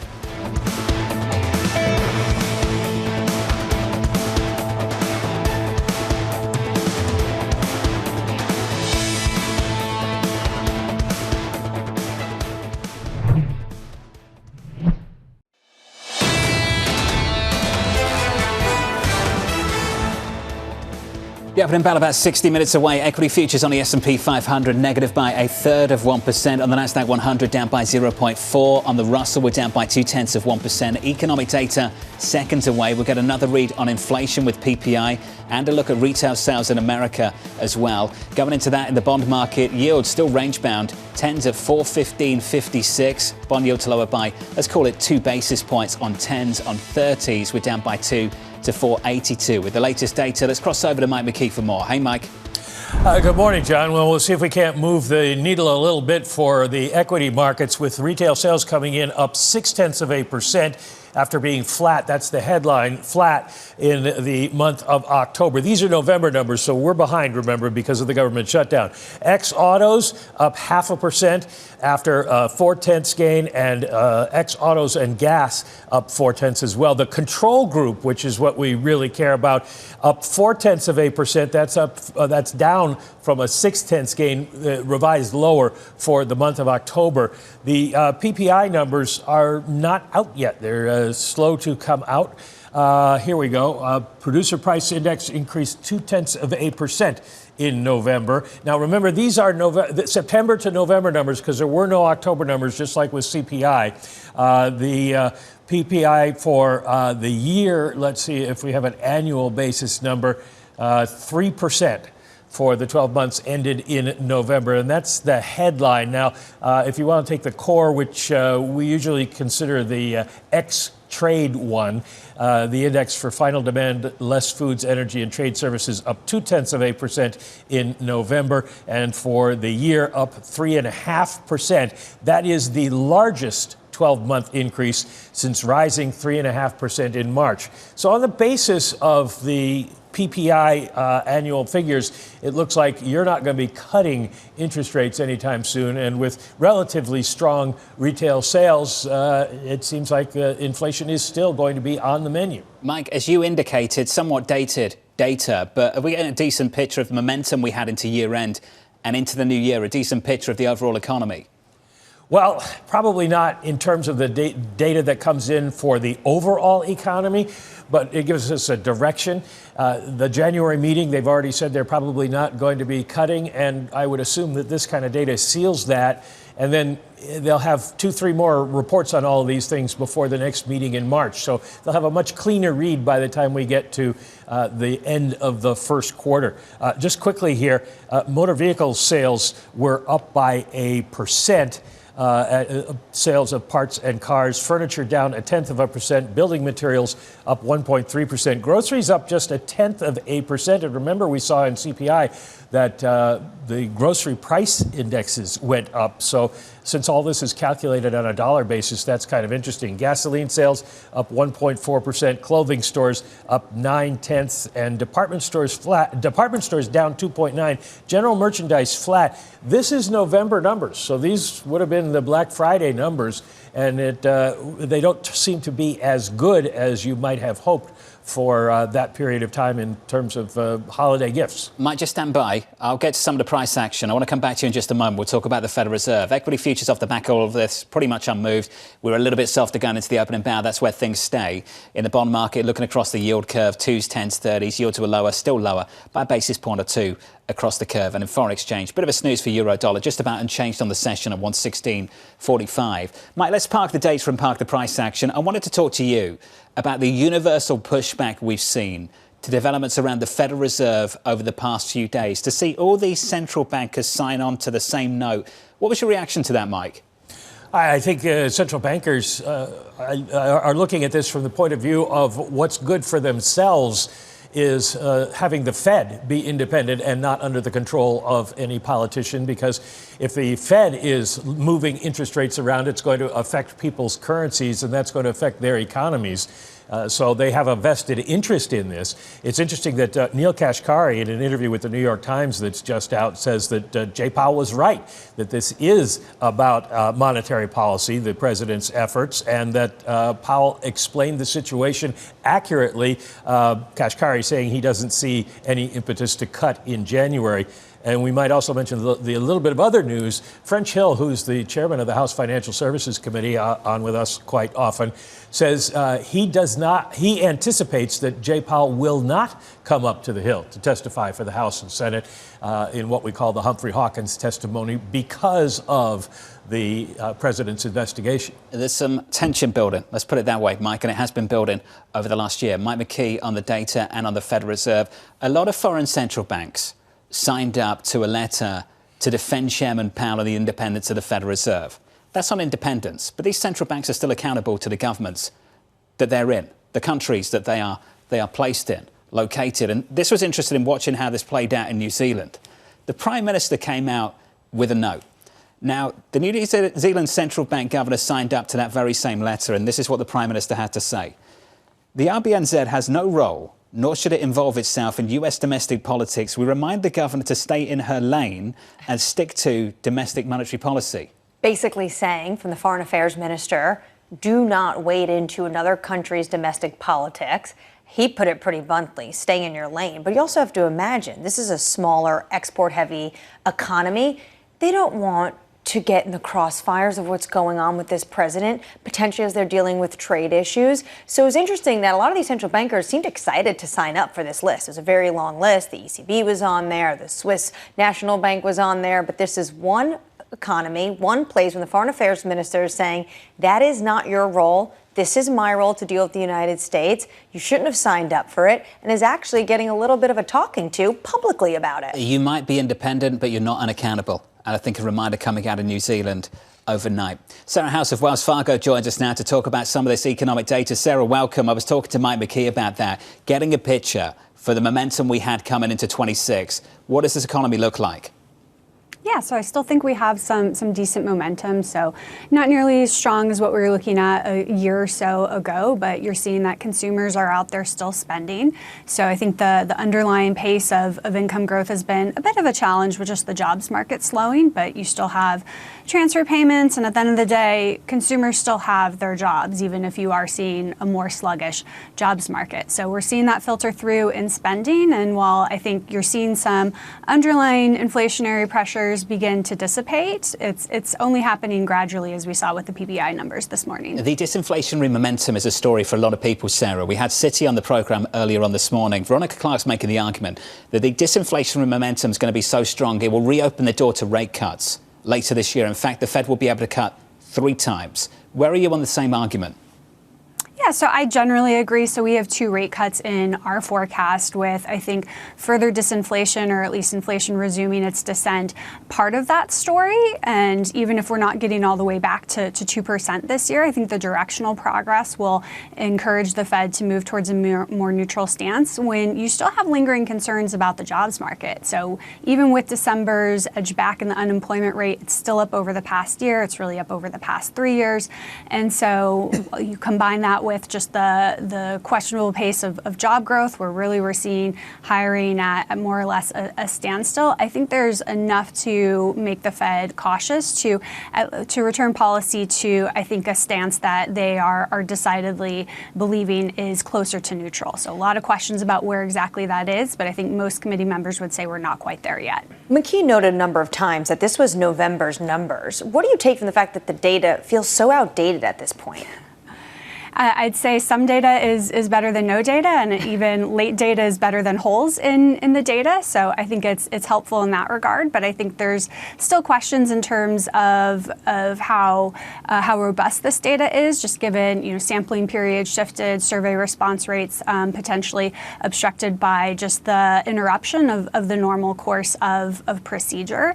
But I think again what we're seeing is the inflation picture. It's definitely not getting worse. So even if we're still seeing signs from the PPI that price growth remains rather sticky. So we're still seeing the numbers, the core, so ex-food, energy, and trade services. It's still down on a year-over-year basis from where we were a year ago. And then we're seeing more clear improvement from the latest CPI data. So I think it's still consistent with that slow, gradual descent in inflation resuming. I feel like a broken record, but when do you think we'll start to get clean readings when it comes to the government data?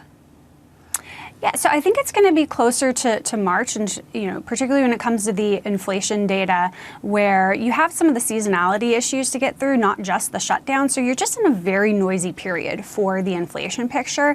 So I think by the time we start getting the March data, which won't be until April, there's still going to be some question marks around this. So at least we have some data now, but I think it's still, I wouldn't say quite the cleanest data we've had, or kind of that cleanest block of data that we'd like to be making forecasts on, and policymakers making decisions on. Sarah, everyone's freaking out about central bank independence. Can we finish on that? How credible are those threats? Now let's measure that. When you look at inflation-based expectations, market-based inflation expectations at the moment, do you see a credible threat to central bank independence showing up anywhere?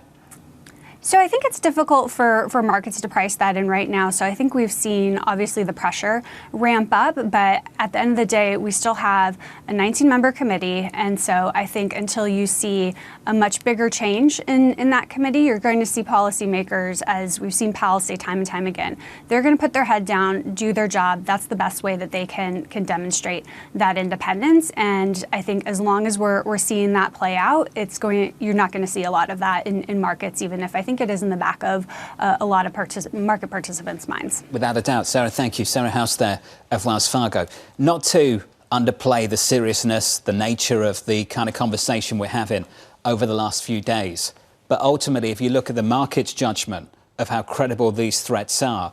There seems to be a lot of faith in the independence of the Federal Reserve and the robustness of the institution, the resilience of the institution. If you look at the bond market, essentially unmoved in the face of all of this. Right, and a lot of that has to do with the fact that you have senators coming out and you have individuals in Congress that are Republicans that are saying we're not going to move forward with any sort of Fed pick until this gets wrapped up. Krishna Gua was at the Council of Foreign Relations speech that Mr. Williams, President Williams of the New York Bank of Fed Reserve President, gave, and he asked this question: why is the market shrugging it off? Do they not care? And basically the answer was the market just doesn't have all the information yet.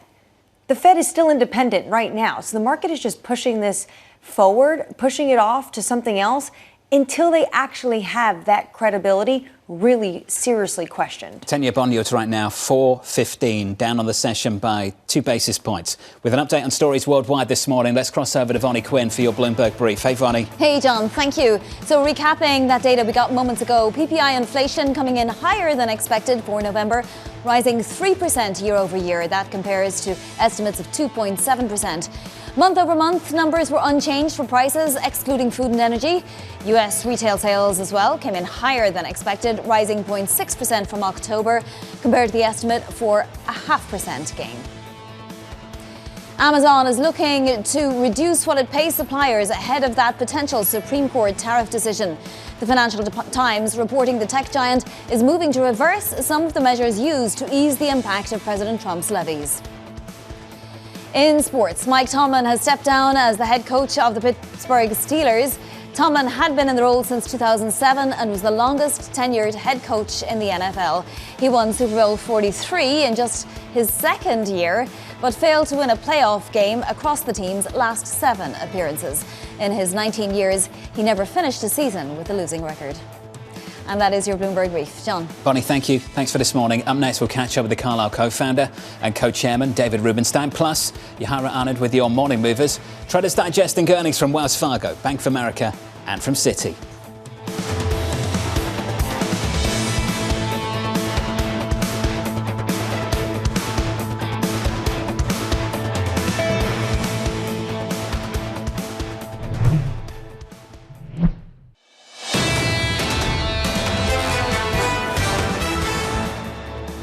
What's exceedingly clear is that President Trump is not going to let these tariffs go. We may end up with a decision today that rules against certain tariffs, those imposed for trade deficits, and retains other tariffs. So it will be really important, I think, to take some time to analyze whatever the Supreme Court puts out before companies make decisions about what to do next. That was Kalutkiewicz, the former White House trade official, weighing in on the prospect of getting a Supreme Court opinion, a ruling on the Liberation Day tariffs announced by the president last April. As we count you down to the opening bell, about 45 minutes away, equity futures shaping up as follows. Slightly softer this morning. We're down by about 0.5% to 0.4. We're down 0.6 on the Nasdaq. The financials in focus, the big banks and others. With your morning movers, here's Yahara. Hey, Yahara. Hi, John. We start there. A lot of whipsawing among these bank stocks this morning. And we start with Wells Fargo. Shares are down 2.5% after higher severance costs and a miss on net interest income hit profits. Meanwhile, Bank of America, its shares were positive earlier, now down 1.8%, despite it beating on most measures and its equity traders posting their best fourth quarter ever. And Citi, the only one in the green right now among the banks that have reported, it is up 1.8% after it posted a big jump in deal-making revenue. Fees surged 84% in the fourth quarter. Meanwhile, gold, silver, copper, all hitting record highs, and that is powering mining stocks this morning. We are seeing Barrick Gold up 1.9%, while First Majestic Silver is up 3.5%. And we end on Palo Alto Networks. Those shares are down 1.5%. On a Reuters report that China has banned the use of its software over national security concerns. This is part of a bigger ban involving about a dozen U.S. and Israeli national cybersecurity firms. And of course, this comes as tensions between China and the U.S. have heightened, and China is pushing its companies to use domestic providers. John? Yahara, thank you. Thanks for this morning. Let's turn back to a big story of the week so far. JPMorgan CEO Jamie Dimon warning the DOJ subpoenas of the Fed risk undermining the central bank's independence. President Trump responding. I think it's fine what I'm doing. We have a bad Fed person. We should have lower rates. Jamie Dimon probably wants higher rates. Maybe he makes more money that way. David Rubenstein, the Carlyle Group co-founder and host of Peer-to-Peer Conversations on Bloomberg Television, joins us now for more. David, good morning. Good to see you. Good to see you. You've known Chairman Powell for quite a while. It's very, very unusual to see him engage in such a public way on such a hot issue like he did on Sunday evening. What was your reaction? Well, he worked at Carlyle for 8 years, so I got to know him quite well. And I thought he was an honorable person and a very, very smart person.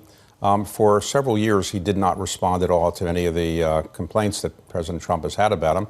And it showed enormous restraint in my view. I don't think I could have had that kind of restraint. But I think finally when a possibility of criminal action against him was put on the table, I think he responded in a way that most people would respond.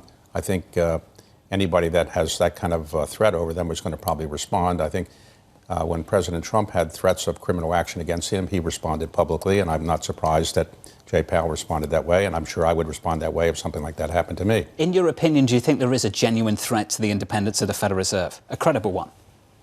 Well, of course, all that's happened so far is some subpoenas have been issued. There's been no decision by a grand jury, no decision by a prosecutor, so I just don't know what will really happen. My guess is that probably nothing will really happen in the end. The reaction of the financial community has been fairly unanimous. I haven't seen anybody who said, well, this is a good idea. Let's make the Fed less independent. I haven't seen anybody say that yet. So my view is that probably like many things in Washington that are one-day wonder stories, this will probably go away. But of course, I'm not the person who has subpoenas against me, so it's easy for me to say that. But I would suspect any intelligent person who looks at Jay Powell and his integrity over many, many years would conclude that this is an honest person. There are always cost overruns in any building that you might have. I don't know that the cost overruns are criminal. And any building in Washington that's built has cost overruns. The White House ballroom, from reading newspaper reports, there seem to be cost overruns there as well. And I don't think that's anything criminal. So I think you always have cost overruns in building buildings. And I don't think he's a construction manager or he's making any money from the cost overruns. So I don't think there's anything that's criminal in my view, based on what I've seen so far. Having known Jay Powell really well, do you think he will stay on at the Fed to serve out his term in his governor's seat till 2028? I don't want to speak for him. I would say he's done a great job for the country, in my view, serving as chair for quite a while. Remember, as chair, we haven't had any recessions. He's had to increase interest rates and decrease interest rates. And normally, if you increase interest rates or decrease them, at some point you get a recession. The time he's been the chair of the Fed, there's been no recessions. Now, it's not only because of him, but I think he's probably, feels he's done a service to the country. He's done a service before in the George Herbert Walker Bush administration. So I can't speak for him, and I don't want to do that. But I would, if I were me, I would say I've done my job as chairman. I'm now going to do something else, but I can't speak for him, so I wouldn't know. Right. When you do, though, think about his tenure at the Fed, he is known in a lot of individuals that watch the Fed, known as Mr. Transitory. Do you think this reshapes his legacy now, that video he put out? Well, obviously, since this has never happened to any chair of the Fed before, this will probably be getting a lot of attention. But I suspect that he will go down in history as a Fed chair that explained what he was likely to do, or the Fed was likely to do, in reasonably precise terms before they did it. And then afterwards, 30 minutes after they did it, he would explain it in English. Many Fed chairs talk in what's called Fed speak, so that you can't understand what they're saying, and that's intentional. Alan Greenspan used to tell me that this is the way he wanted to talk. He didn't really want people to know exactly what he was thinking. But Jay Powell is using the King's English, and he actually says things pretty precisely, and it tells you within 30 minutes what they're doing and why they did it. So I think to that extent, he's done a pretty good job for the Fed. And again, we haven't had any recessions. And he was not the one who said, let's inject $5 trillion into the economy to deal with COVID. Remember, it was under President Trump and President Biden that $5 trillion was injected in the economy with no corresponding tax increases. Of course, you're going to get some inflation. I'm sure he regrets not saying that it was transitory at the time, but I don't think that was a big thing. That's a big part of his legacy. He did ultimately what was necessary to be done, and now inflation is in reasonable shape. It's not at 2%, but it's also not at 8% either. So inflation is a tolerable rate. The 2% target may have been a little ambitious. Maybe it'll get there, but certainly now inflation is not the main thing that people are talking about in the America. Inflation rate is tolerable for a lot of people in this country. The price level is almost unaffordable. There is a problem with affordability, and we're seeing that being addressed by the president. Citigroup's been quite direct about some of the proposals coming out of the White House, saying the interest rate cap would restrict access to credit. Has big business got a target on its back for this year? Well, it's always easy to beat up on big business because big business is something that the average person on Main Street is probably not happy with from time to time. I think politicians and political figures for the last 100 or 200 years in America have found beating up on Wall Street or beating up on business people a very inviting thing to do. And nobody's ever lost an election that I know of by beating up on Wall Street. Beating up on Wall Street has never forced anybody to lose an election. So it's a very tried and true technique. And I suspect people on Wall Street are probably familiar with it by now. Does it give Wall Street pause, though, that the president is apparently texting on a regular basis with Zohran Mamdani and also having calls with Elizabeth Warren about issues like this, a 10% credit card cap? I think the business community, while I can't speak for the entire business community, obviously, they are used to President Trump doing these kind of things, and I think they understand it, and this is his technique of communicating, and so I think they don't criticize it, they don't say it's great, that's just what he does, and that's how he communicates, and they're used to it by now. So each person will have to make their own judgment about how they weigh it, though. David, always appreciate your time and your opinion, particularly on this topic. David Rubenstein there, the Carlyle co-founder and co-chairman. Look out on Bloomberg TV tonight, 9 p.m. Eastern Time, for the latest episode of the David Rubenstein Show, Peer-to-Peer Conversations. That's taking place with Bill Browder.